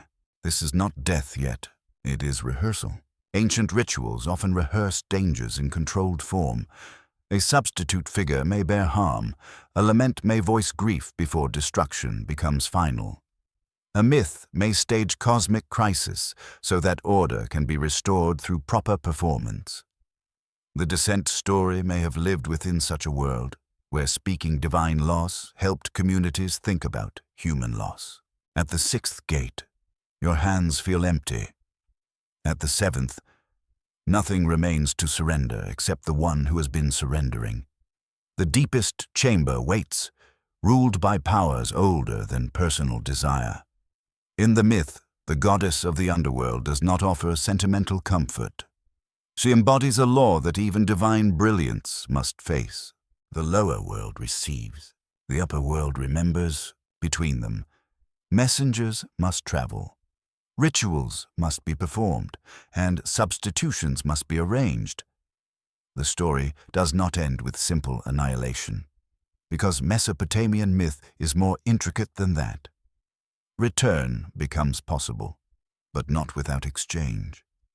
Someone must take the place of the one who rises. A balance must be maintained. Life and death are not separate kingdoms with friendly borders. They negotiate through loss. Here, the idea of transferred consciousness takes on a mythic shape. Inanna's descent is not a record of one mind moving into another body. It is a sacred drama of identity separated from its markers, suspended in the realm of death, then restored through intervention and substitution. The structure matters. Descent, stripping, stillness, rescue, exchange, return. A passage can be crossed, a state can be reversed, a life can depend upon another life. An open scholarly debate concerns the ritual setting and meaning of Inanna's descent. Some historians emphasize its relation to kingship, fertility, and seasonal renewal. Others read it as a profound meditation on divine vulnerability and the social obligations linking the living and the dead. The ancient evidence does not force one narrow answer, and perhaps that is why the myth still breathes. The underworld passage is not only below the earth. It exists whenever a person loses the signs by which others know them. Illness can be a descent. Grief can be a descent. Old age can be a descent. Forgetfulness can be a descent through gates no one else can see. Each stage removes something, until the living must ask what remains when function, beauty, rank, and memory fall away. The answer is not clear. The priestly mind may have found in this myth a pattern for dangerous transformation. If identity can be stripped, perhaps it can also be restored. If the goddess can be held below and brought back through ritual action, perhaps a human being can be retrieved from sickness, trance, or spiritual peril. Perhaps the art is not to transfer a person into another body, but to escort a diminished self back through the gates. That is a gentler mystery. The gatekeeper closes the final door behind you, and the sound is soft rather than dramatic. Dust drifts in the passage. The ornaments are gone. The titles are gone. The voice has lowered into silence. Yet somewhere above, the city still lights its lamps. Someone still remembers the name. Someone still prepares the offering. Someone still knows the path by which the lost may be called. This is why the myth endures. It gives shape to the fear of being reduced beyond recognition. It imagines that even divine consciousness can pass through darkness and return altered. It teaches that identity may be stripped away, but not always erased. It suggests that remembrance, ritual, and exchange can pull presence back toward the world of breath. You stand at the seventh gate and listen. The silence below is immense. But it is not empty. It holds every name waiting to be spoken, every offering waiting to be made, every forgotten self hoping that someone above still knows the way down. The library is not a library in the modern sense, with soft chairs, quiet carpets, and someone coughing politely near a shelf. It is a room of clay, baskets, wooden racks, dust, and careful anxiety. Tablets lie in rows according to use, origin, and perhaps the private logic of scribes who trusted their own systems far too much. Some are whole, some are cracked, some are fragments, no larger than a palm, carrying half a line that once belonged to a complete ritual. The room feels alert. You can smell old earth, dry reeds, smoke-stained plaster, and the faint sourness of bodies working too long in closed air. A small lamp burns near a tablet stand. Its light catches the wedge marks at shallow angles, making the clay look almost scaled. The marks seem less like writing now and more like scars left by thought. Here, knowledge becomes heavy. A priest or scribe moves among the shelves, touching nothing without purpose. He knows that every tablet is both tool and danger. A list of offerings can feed a temple. A royal inscription can preserve a king. A medical text can guide a healer. An omen series can warn a court. An incantation can name a force that ordinary speech should not disturb. That is the difficult thing about archives. They preserve help, but they also preserve trouble. A ritual forgotten may become useless. A ritual misunderstood may become worse than useless. The clay library is therefore not only a storehouse. It is a guarded memory, a place where the past waits with folded hands. A mainstream historical fact stands firmly beneath this chamber. Mesopotamian scribes copied older texts for centuries, including myths, hymns, lexical lists, omens, rituals, and medical instructions.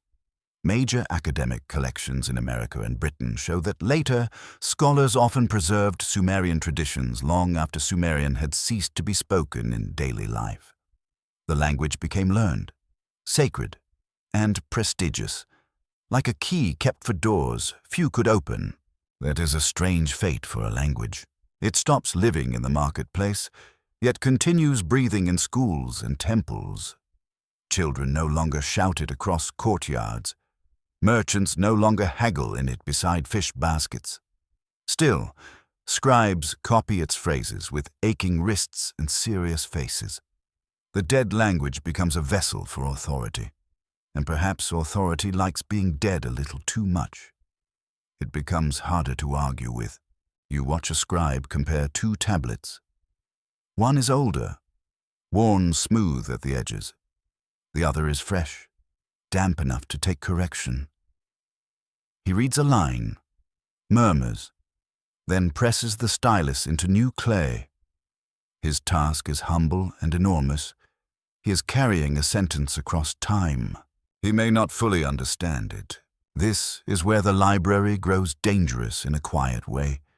Some texts survive because they are copied faithfully, not because every copyist understands every older word. A ritual phrase may be preserved for its sound, its age, its association with respected tradition. A divine name may be copied with special care because error would be unthinkable.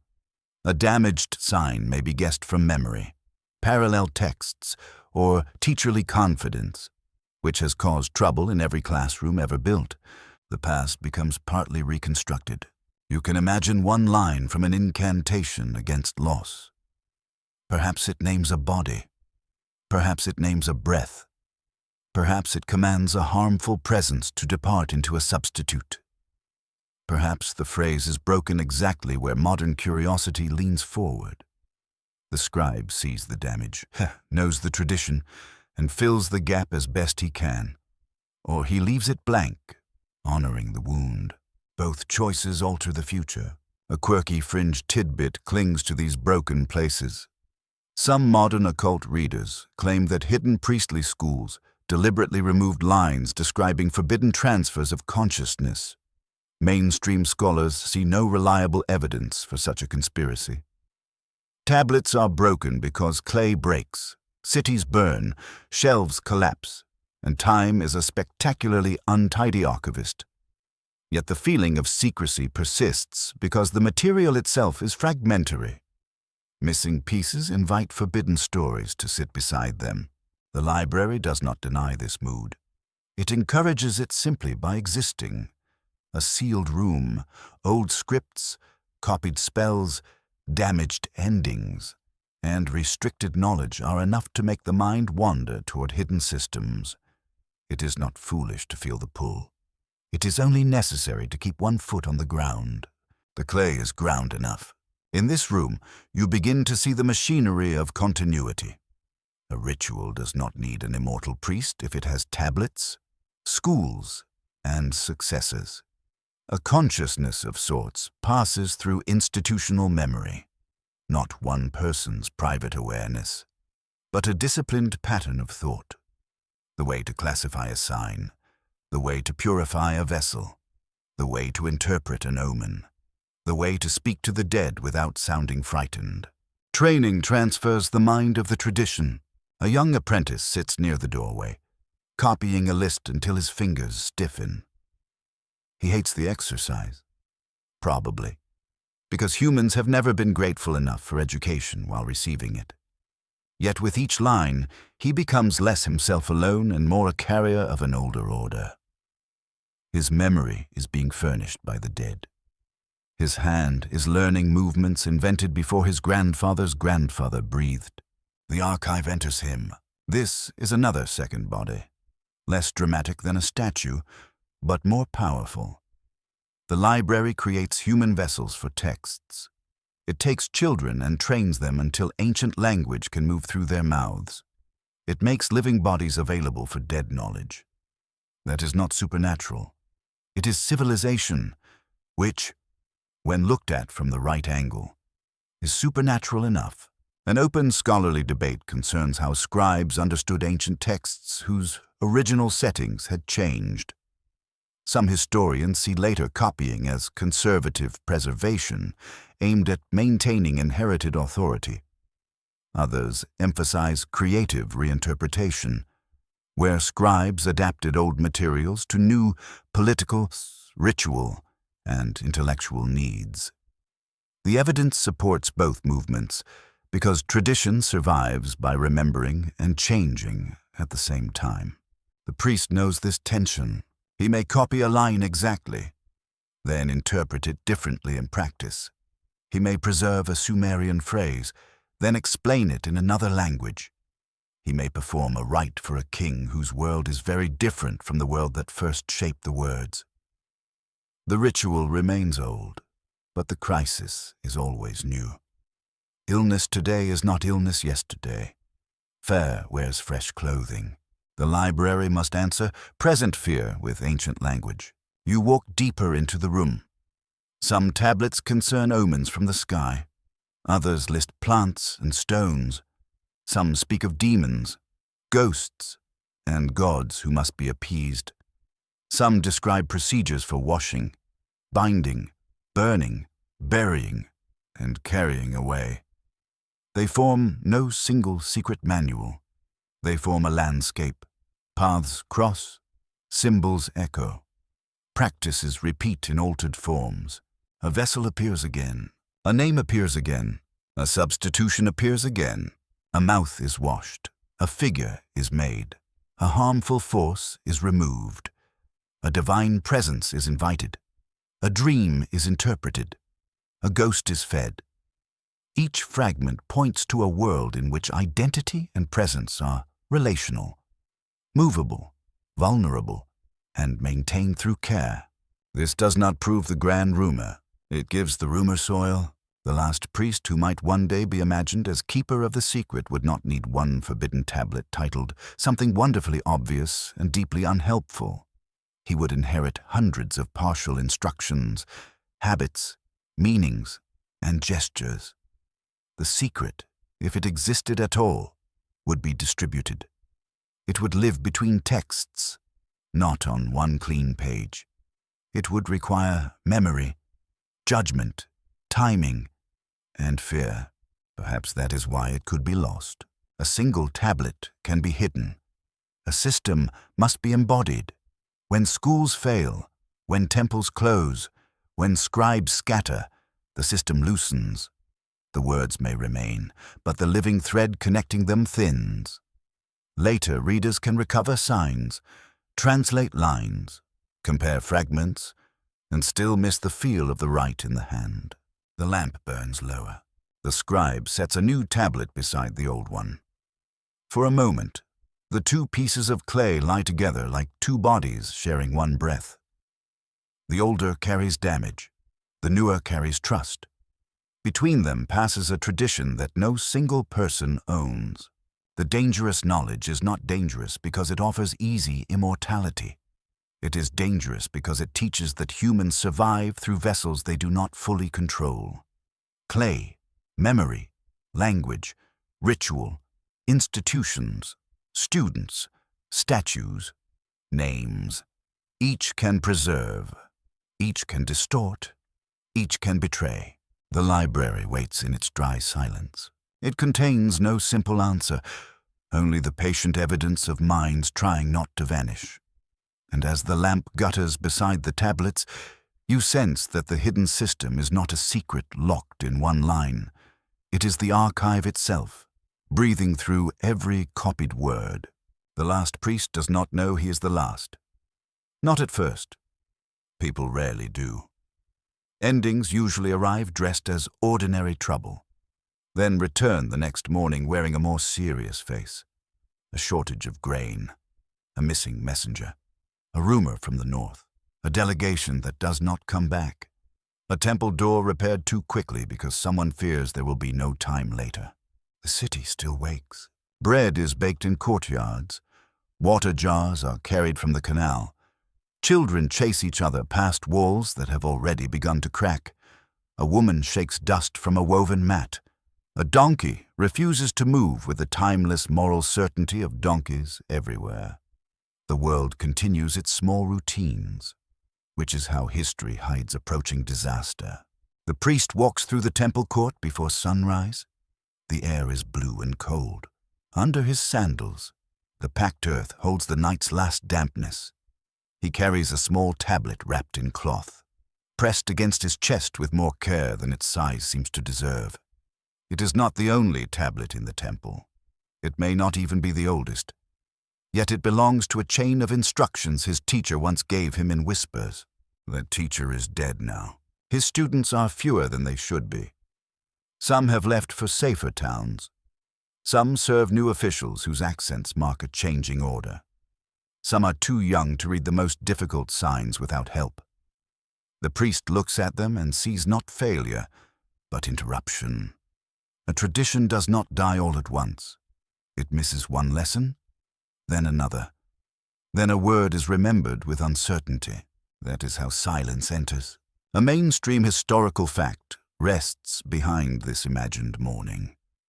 Mesopotamian cities rose and fell through invasions, political collapse, environmental strain, and shifts in power, while temples and scribal schools sometimes preserved older knowledge across violent change.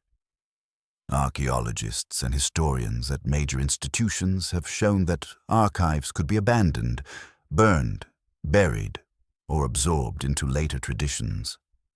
Clay survives, but communities do not always survive with it. The priest enters the archive and closes the door.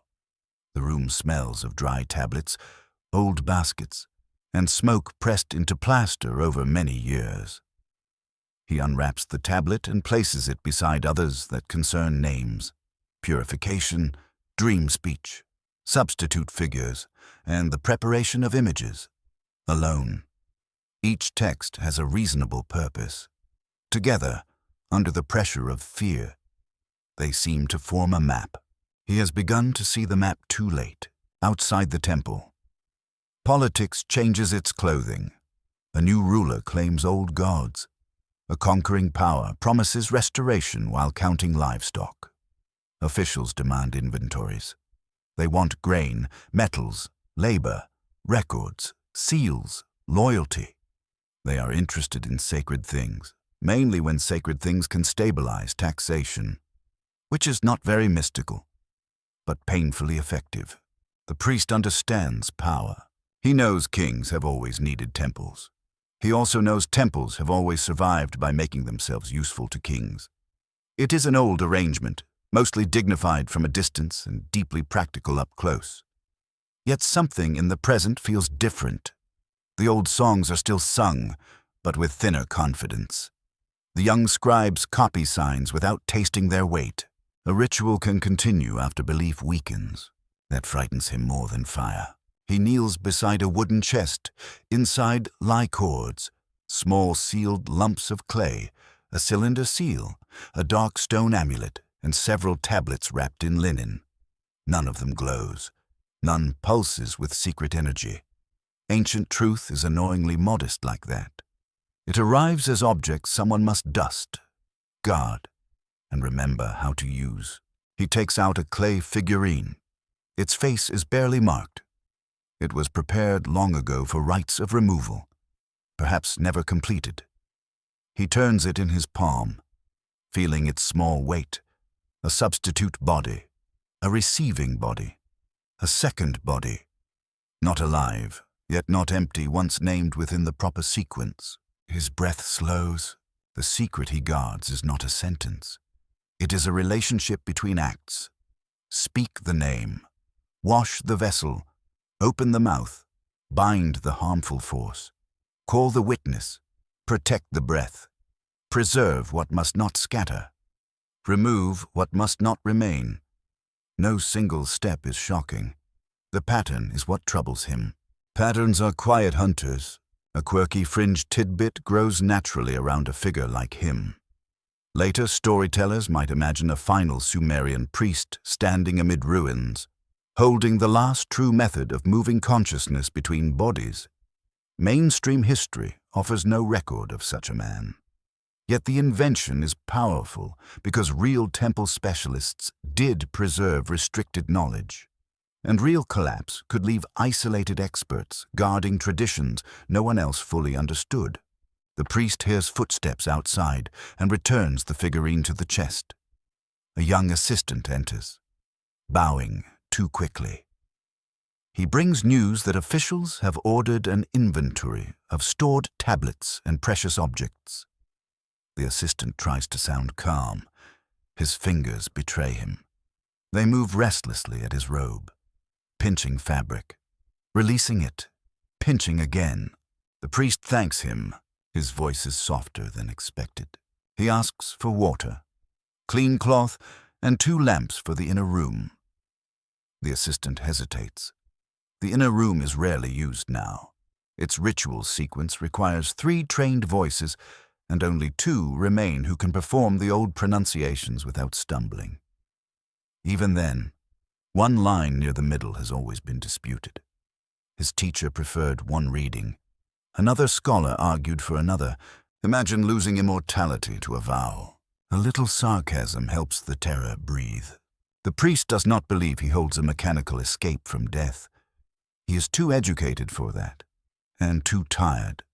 What he believes is stranger. He believes the person is a braided presence, and certain parts can be strengthened, sheltered, or redirected when the braid begins to loosen. He believes a name can be kept from falling into nothing.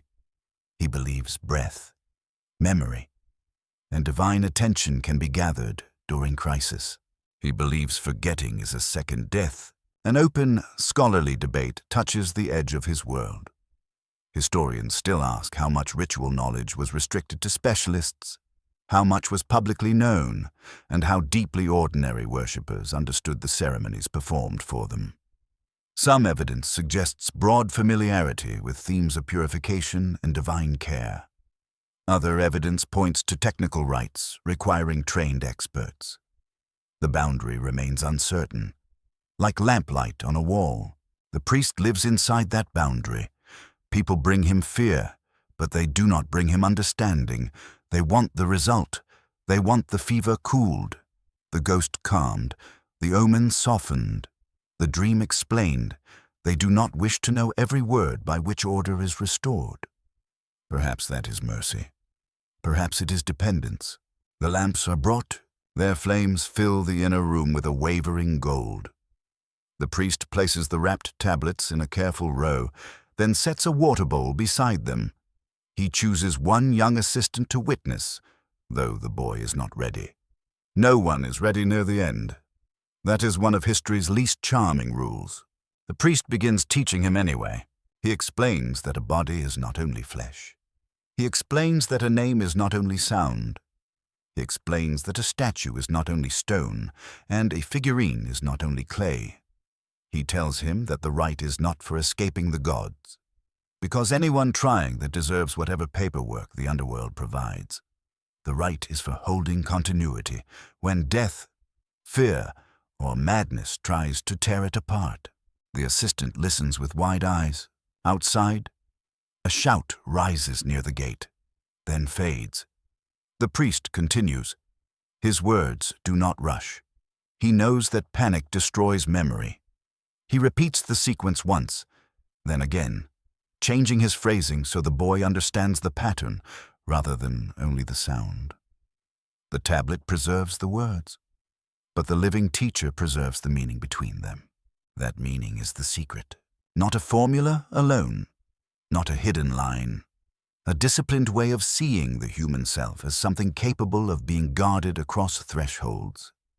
The old priest finally understands that the true vessel has always been the trained mind of the keeper. If the assistant cannot receive that, the rite may remain readable but dead. A wind moves through the courtyard and presses dust under the door. The flame bends toward the tablets.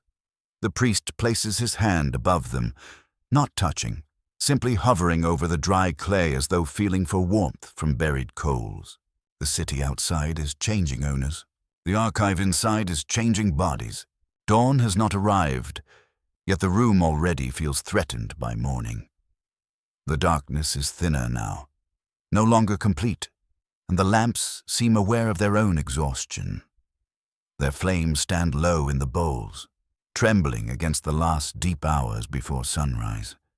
The temple walls hold the smell of oil smoke, damp cloth, old clay, and human fear carefully hidden beneath discipline. The priest waits beside the sleeping man. He is not a king, though his family would like him treated with kingly concern. He is not a god, though fear has placed him near sacred territory. He is a temple singer, once young, once clear-voiced, now weakened by fever and long confusion. For 3 nights he has woken calling himself by another name, not a relative's name, not a dead friend's name, a name from an old tablet kept in the archive. That is what brought him here. The priest kneels near the mat. The assistant sits opposite him, pale under the lamp glow, trying to look ready. Between them rests the prepared figure, shaped from clay, washed, named, wrapped, unwrapped, and placed according to instruction. Beside it lies a shallow bowl of water, a strip of linen, and a tablet bearing a ritual sequence older than both men's fathers. The transfer, if that word can be used, is not meant to move a soul into a new living host. The priest would reject that as a vulgar misunderstanding, and perhaps give you a look sharp enough to trim reeds. This rite is smaller and more dangerous. It is meant to separate the intruding name from the singer's breath, then place that burden into the substitute body before first light fixes it in place. A mainstream fact supports the strange atmosphere. Mesopotamian ritual texts often treat names, ghosts, illnesses, and harmful influences as forces that can be addressed through precise ceremonies. University collections in the United States preserve tablets showing how words, objects, water, figurines, and divine appeals work together in rites of purification and removal. The aim was restoration of order, not spectacle. The priest begins with water. He dips his fingers and touches the singer's lips. The man stirs but does not wake fully. His breathing catches, then settles. The assistant lifts the tablet and reads the first line in a whisper. His voice nearly breaks on one sign, but he recovers. The priest does not correct him aloud. Correction can wait when the room is already balanced on a knife edge. A name is spoken, not the singer's name. The other name. It enters the room like a cold insect through a crack in the wall. The priest repeats it, then assigns it not to the man on the mat, but to the small figure waiting near his shoulder. The figure has no face worth remembering. That is useful. A blank body can receive what a marked body cannot safely carry. The assistant's hand trembles. The priest sees it. He continues anyway. Because trembling is not failure. Failure is forgetting the next word. He takes the linen strip and passes it above the singer's mouth, never touching fully, as though catching breath without stealing it. Then he lowers the cloth to the clay figure and presses it against the little chest. The act is gentle, almost tender, which somehow makes it more frightening. Nothing dramatic happens. The singer exhales. The room waits. A quirky fringed tidbit would later grow easily from a night like this. Someone hearing the story might say the priest tried to move one consciousness out and another into clay. Someone else might say the old name belonged to a dead master seeking a body. Mainstream historians would be right to refuse such certainty. Yet the human mind loves a ritual at dawn, especially one involving breath, names, and a silent substitute. The priest is not thinking of future rumors. He's listening to the singer's breathing. He hears a rasp in the throat, the faint click of dryness, the low murmur that might become speech. Fever has made the man strange. But strangeness is not enough to define possession.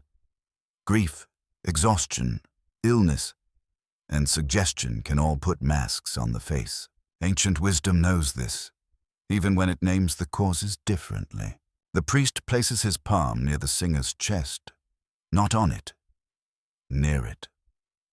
The space between hand and body feels charged by attention. He speaks to the man's true name now, calling it back into its proper house. He names the man's father. He names his office.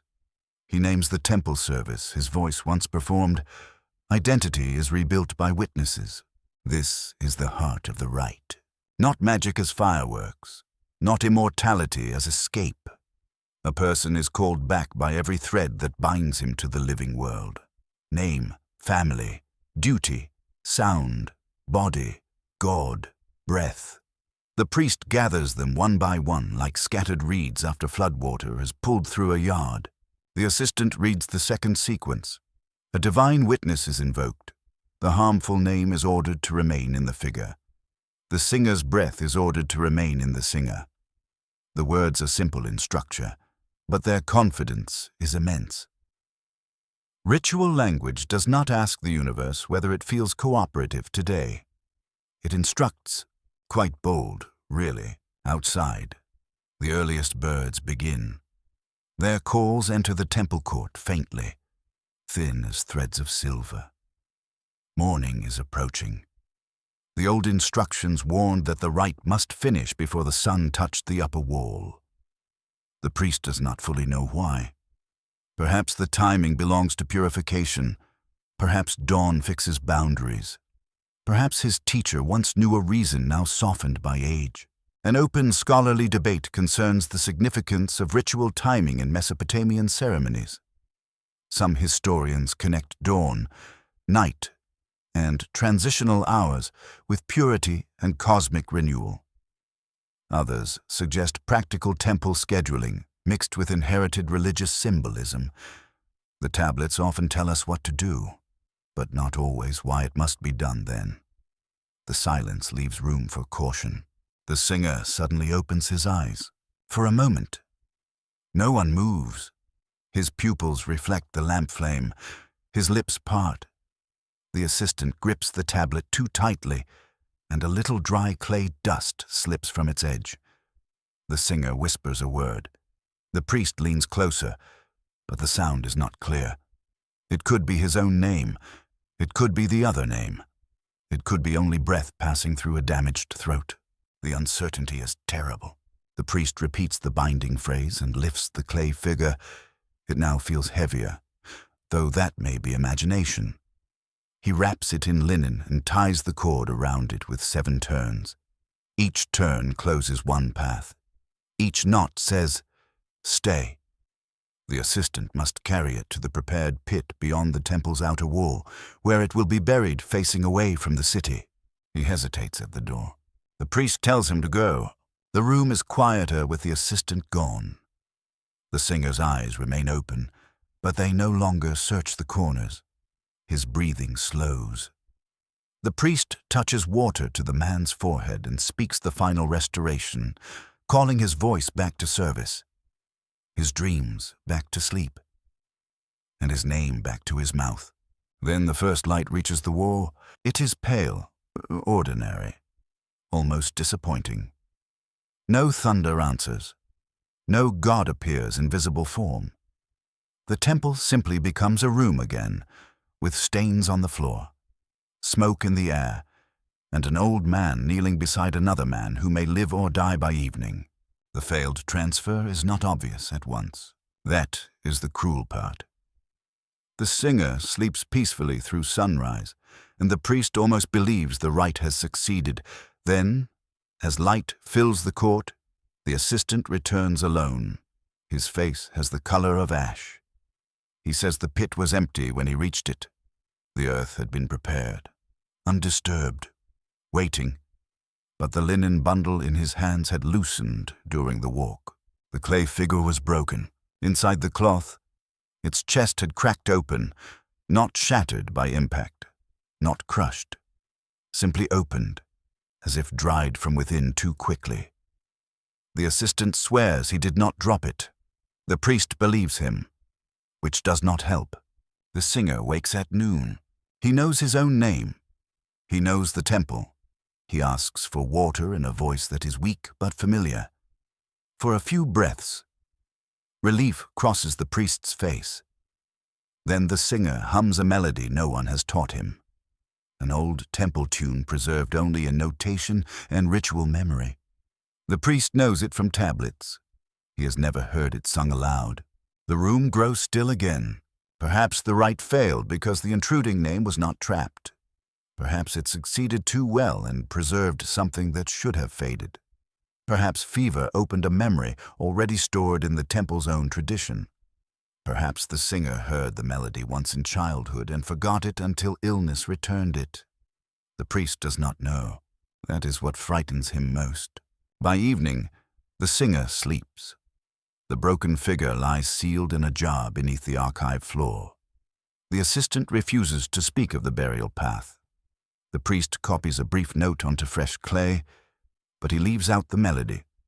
Some knowledge should not be made too easy for the next frightened hand. The sun lowers beyond the city. The rite has not proven consciousness transfer. It has proven only that identity can tremble, that names can behave like shadows, and that rituals may heal one wound while opening another. The priest sits beside the archive wall, listening to the singer breathe, and understands that the secret is not control. It never was. The secret is risk. The debate begins not in a temple, but in a reading room where the air is dry, cool, and faintly electric. You sit beneath modern lights, far from river mud and incense smoke, while a clay tablet rests behind glass or under the careful hands of a specialist. The past has become an object with an accession number. Its danger has been softened by foam supports, catalog entries, and the gentle tyranny of museum pencils. Still, the tablet keeps its silence. A scholar leans closer, tracing signs without touching them. The wedges are small, damaged, and sometimes cruelly ambiguous. A broken line can change the whole mood of a ritual. One sign may suggest breath, another may point toward life, throat, name, ghost, or speech, depending on language, period, and context. Ancient writing is not a door that simply opens. It is a door swollen by time. You do not kick it, you listen. Mainstream history begins with caution. No known Sumerian text clearly describes the transfer of consciousness from one human body into another. That sentence must stand firmly, like a stone set in the ground. Scholars working at institutions such as Oxford, Yale, Chicago, and Pennsylvania have spent generations reading Mesopotamian tablets with rigorous care. They find rituals of healing, substitution, purification, divine presence, dream interpretation, and care for the dead. They do not find a simple manual for moving a mind. That would be convenient. History is rarely convenient, yet the absence of a direct claim does not make the ancient world simple. The texts show a culture where identity could be distributed through name, breath, image, office, family, ghost, deity, and ritual memory. A person was not imagined only as private thoughts hidden inside the skull. The person existed through relationships, obligations, divine attention, and social recognition. This is not consciousness transfer in a modern sense, but it gives the rumor its ancient clothing. The old evidence allows wonder, not certainty. You turn to another tablet, copied by a later scribe from older tradition. Its lines speak of removal, cleansing, binding, and restoration. A force may be addressed as if it can hear. A figure may be made to receive what harms a patient. A word may be repeated until fear takes shape. Modern scholars can read these rites as symbolic action, religious healing, social performance, psychological relief, or genuine supernatural intervention as understood by participants. Each lens reveals something. Each lens hides something. A debate continues around the meaning of ritual substitution in Mesopotamian texts. Some historians emphasize that substitute figures represented the patient in order to redirect danger, especially when omens threatened kings or households. Others focus on the embodied seriousness of the rite, noting that participants may have believed the object truly received harmful influence. The disagreement is not about whether the objects existed. It is about what kind of reality the ritual created. That is a subtle question. A modern reader may say, it was only symbolic, but the word only is dangerous. Symbols have started wars, healed grief, crowned rulers, ruined reputations, and made grown adults stand quietly before flags. Ancient people did not need our permission for symbols to act upon reality. Their rituals operated in a world where meaning, matter, and divine will were woven tightly together. The tablet does not separate them for you. A quirky fringed tidbit appears at the edge of the reading room. Certain alternative writers claim that gaps in Sumerian and Akkadian ritual texts hide knowledge of consciousness migration, perhaps preserved by priestly families and deliberately obscured by later scribes. Professional Assyriologists do not accept this claim. Broken tablets, variant copies, and obscure phrases are normal features of ancient archives. Time damages clay with far less drama than conspiracy requires. Still, you understand the temptation. A missing line invites the mind to complete it. A sealed archive invites stories about forbidden knowledge. A ritual that moves impurity into a figure invites speculation about moving memory into a body. The fringe reading is not reliable history, but it reveals something about us. We want the ancients to have known a secret we have lost. We want death to have had a loophole. Very human, really. The scholarly work is quieter, but more powerful. It asks what Mesopotamians believed a self was. Was the self centered in breath, name, heart, ghost, or divine relationship? Did different periods imagine these elements differently? How did Sumerian concepts change when Akkadian-speaking scholars preserved and reinterpreted older texts?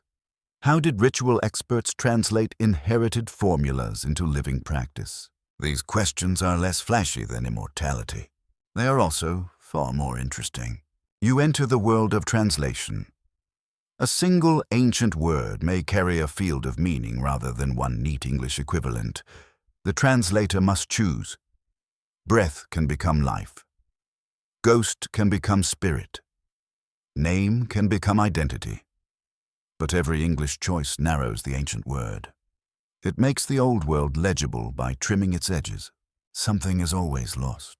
A serious debate surrounds the interpretation of divine statues and living images.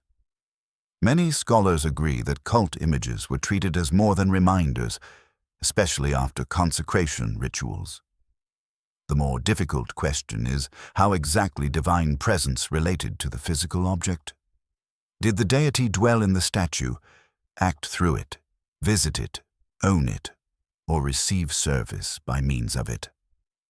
Ancient practice gives actions where modern theology wants diagrams. The statue is fed. The statue is washed. The statue is addressed. Whatever theory you choose must explain those actions. The same applies to human identity. If a dead person receives offerings, if a name must be preserved, if a ghost may trouble the living, then death does not erase relationship. The person changes condition, but some bond remains. Ancient Mesopotamia seems less interested in an immortal soul floating freely than in the continuing obligations between realms. The living must remember. The dead must be maintained. The gods must be served. Within that system, a rumor of transferred consciousness becomes a distorted reflection of real concerns. How does identity survive bodily weakness? How does a name remain active? How can harmful influence be moved away? Can presence inhabit an image? Can a dream carry truth from beyond ordinary waking? Can ritual restore a person who has become divided from himself? These are historical questions. They are also human questions. The modern reading room fades for a moment, and the temple returns around you in imagination, not as proof, but as atmosphere. Clay walls, lamp smoke, water in a bowl, a figure wrapped in linen, a patient breathing unevenly while a trained voice calls him back into order. The scene does not show a mind leaping from one body into another. It shows identity treated as fragile, relational, and ritually repairable. That may be the hidden truth, not a spectacular secret of escape, but a forgotten theory of continuity. The Sumerian texts suggest that personhood could be held by name, memory, image, and ritual attention. They suggest that bodies were vessels, but not the only vessels. They suggest that clay could preserve thought, statues could sustain presence, and offerings could keep bonds alive across death. This is not less mysterious. It is deeper. An open scholarly debate remains over how far modern categories distort ancient Mesopotamian belief. Words like religion, magic, medicine, soul, and consciousness divide experience in ways the Sumerians themselves may not have recognized. Researchers continue to approach the tablets through philology, archaeology, anthropology, and history of religion. None of these methods alone can fully rebuild the lost room where the rite was performed. The clay gives fragments. The imagination supplies shadows. Responsible history must know the difference, but it need not banish the shadows. They are part of how the past reaches us. Every broken tablet asks for restraint and wonder at the same time. Too much restraint turns the ancients into paperwork. Too much wonder turns them into fantasy. The better path lies between, where evidence remains solid and mystery remains awake. You look again at the tablet. Its signs do not reveal a secret technology of mind transfer. They reveal something older and perhaps more troubling.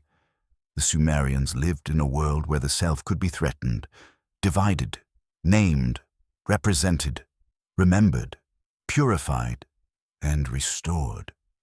Their priests did not speak like neuroscientists, yet they watched bodies change, voices falter, dreams disturb, and names outlive flesh. They knew the person was fragile. They knew memory needed vessels. They knew forgetting could kill what death had missed. And so the debate does not close.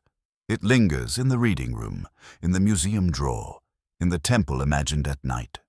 Scholars continue to translate. Fringe voices continue to exaggerate. The clay continues to endure both with the patience of something that has survived far worse than our questions. The tablet offers no final confession. Only wedges, only silence, only the faint outline of an ancient fear that still belongs to you, that what makes a person may not be held in one place, and may need more than flesh to survive. The name is found on a broken edge of clay, where the final line should have ended cleanly. You see it first as a cluster of wedges, pressed by a hand that expected obedience from time. The tablet is damaged, but the name survives. Not perfectly, not kindly. Yet enough remains for a scholar to pause, lean closer, and feel the old unease rising again. A name should not feel alive, and yet this one does. It does not belong to a king. There is no royal thunder around it. No list of conquered cities, no boast about walls, canals, temples, or enemies wisely crushed beneath divine approval. It appears in a ritual note, quiet and almost hidden, attached to a sequence concerning restoration, naming, and the proper return of a troubled person to himself. That is the unsettling detail. The name is not merely recorded, it is handled, it is placed within action, as if sound, memory, and identity must be guided back into alignment. You do not need to believe in literal transfer to feel the seriousness of that gesture. Ancient people placed names carefully because names could carry presence. The last priest writes the line at night. He sits near a lamp that has burned too low, and the room smells of smoke, clay dust, and sealed fear. Outside, the city murmurs under occupation, reform, collapse, or some other official word that will later sound tidy in a textbook. Inside, nothing is tidy. The shelves are disturbed. Some tablets have been moved. Some have been taken for inventory. Some may never return. He knows the chain is breaking. A mainstream historical fact stands behind this final image. Many Mesopotamian tablets survive only as fragments, copied across changing languages, dynasties, and ritual settings. Scholars in major museum and university collections have reconstructed ancient texts by comparing broken pieces, later copies, and repeated formulas. What survives is rarely the original moment. It is a layered memory, repaired by patient modern hands. The priest has no modern comfort. He cannot rely on catalog numbers, climate control, or conference papers with titles long enough to require a nap. He has only the tablets before him, the assistant beside him, and the old fear that knowledge can remain visible while meaning dies. That is a special kind of loss. The assistant waits near the doorway, holding a bowl of water. He is younger than the rite requires. His face is too open. He has memorized lines, but not yet the silence between them. The priest looks at him and understands that every tradition eventually has to trust someone unready. Otherwise, nothing crosses the dark. He speaks the name once, not loudly. The room changes because attention changes. The assistant lowers his eyes. The old priest places one hand above the tablet and one hand above a small sealed jar beneath the table. Within that jar lies the cracked substitute figure from the failed dawn rite, now dried, wrapped, and hidden. It is not worshipped. It is not destroyed. It is kept because no one knows exactly what it holds. A very ancient problem. The priest has tried to decide what happened. Perhaps illness opened a path into memory. Perhaps the singer carried a forgotten melody from childhood. Perhaps the old name awakened nothing more than fear shaped by ritual expectation. Or perhaps the rite did what rites sometimes do in the ancient imagination. It moved a burden, but not cleanly. It preserved a sound that had nowhere safe to rest. The last priest dislikes uncertainty. He has lived inside it anyway. A quirky fringe tidbit would later make him grander than he was. In whispered retellings, he becomes the final keeper of a forbidden Sumerian art, able to place consciousness into chosen vessels and cheat death by passing through prepared bodies. Mainstream history gives no such evidence.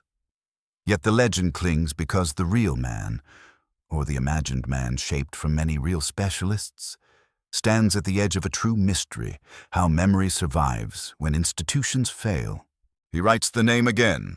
This time, he copies it onto a small tablet meant for concealment, not display. The line includes no explanation. Explanation is sometimes more dangerous than silence, especially when frightened people inherit powerful words. He records only enough for recognition: the name, the act of calling, the vessel, the return, the warning against confusion. The assistant asks what the warning means. The priest does not answer at once. He listens to the night beyond the wall. A wind moves through broken reeds. Somewhere in the city, a gate closes. Somewhere else, someone laughs too loudly, because fear often wears laughter like a cheap cloak. The priest finally says that a name must not be invited unless its house is ready. The assistant does not understand. That is probably best. The phrase could mean many things. A body must be strong before a lost self is called back. A statue must be prepared before divine presence is welcomed. A tablet must be correct before old words are copied. A student must be trained before a tradition enters him. Or perhaps it means something more troubling. Perhaps no vessel should receive a memory it cannot bear. This is the hidden timeline reduced to one human moment. Long before modern machines dreamed of storing minds, ancient priests guarded names, images, breath, and ritual continuity. They did not speak of consciousness as data. They spoke of presence, return, disturbance, and care. They did not imagine the person as a file. They imagined the person as a fragile order, held together by forces seen and unseen. That order could break. That order could also be repaired. An open scholarly debate remains around whether ancient Mesopotamian rituals aimed mainly at symbolic reassurance, social restoration, supernatural intervention, or all of these at once. Leading historians continue to approach the evidence with caution, because the old categories do not fit neatly inside modern drawers. The safest answer may also be the most difficult one. The rites worked within a world where symbol, society, body, and divine action were inseparable. The priest seals the small tablet in clay. His seal rolls across the wet surface, leaving a procession of figures too tiny for easy sight. Once sealed, the tablet becomes both message and silence. It can speak only if broken open. It can preserve only by being hidden. That is the paradox of secret knowledge. To survive, it must sometimes disappear. The assistant carries the sealed tablet to a niche behind a damaged wall. The priest watches him place it among older fragments, bits of ritual text, school exercises, and accounts of barley. Sacred knowledge rests beside bureaucracy. It always has. Humanity reaches for eternity, then files it near grain receipts. There is comfort in the absurdity. The priest returns to the chamber and sits alone. He feels his age in his knees, his hands, his breath. The temple around him seems less like a fortress now and more like a body after long illness. Walls still stand. Rooms still hold their shape. But something inward has weakened. The old presence is harder to summon. He whispers his own name, not for magic, not for escape, for reassurance. He speaks it as a person might touch a wall in darkness, confirming that the world is still there. The name sounds smaller than expected. It belongs to him, yet also to every teacher who shaped him, every tablet that trained him, every god he served, every frightened person who came asking to be made whole.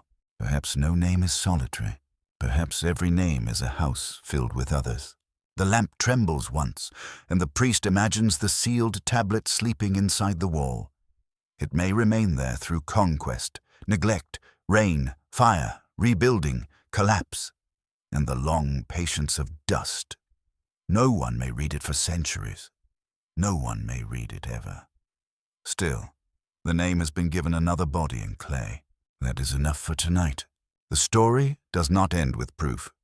It ends with a survival so small it almost escapes notice, a name pressed into earth, a warning without explanation, a priest who cannot control what he preserves, a future reader who cannot fully recover what was meant. The secret was never simple transfer. It was the ancient labor of keeping presence from vanishing entirely, and perhaps, somewhere beneath broken walls and moon-colored dust, the name that would not die is still waiting for a mouth to call it back. Now the temple grows softer around you, the hard edges of clay, stone, reed, and shadow begin to loosen in the mind. The lamps lower themselves into small pools of gold. The old priest is no longer hurried, the assistant no longer trembles. Even the tablets seem less like secrets and more like sleeping things, resting after centuries of holding words too carefully. You may let the question remain unanswered. There is no need to solve it tonight. The ancient rivers keep moving through the dark, carrying silt, reeds, moonlight, and the faint reflections of cities that no longer stand. Somewhere beyond the bank, a night bird calls once, then leaves the silence wider than before. Somewhere in the temple, a sealed tablet rests behind a wall, patient as a seed beneath winter earth. You breathe in slowly. The story becomes simpler now. A body fades. A name remains. A voice is forgotten, then almost heard again. A hand presses clay, and another hand, very far away in time, learns to read the marks. Between them stretches the long bridge of human longing, made from memory, fear, devotion, and the wish not to disappear completely. Perhaps that is all consciousness ever asks for at the edge of night.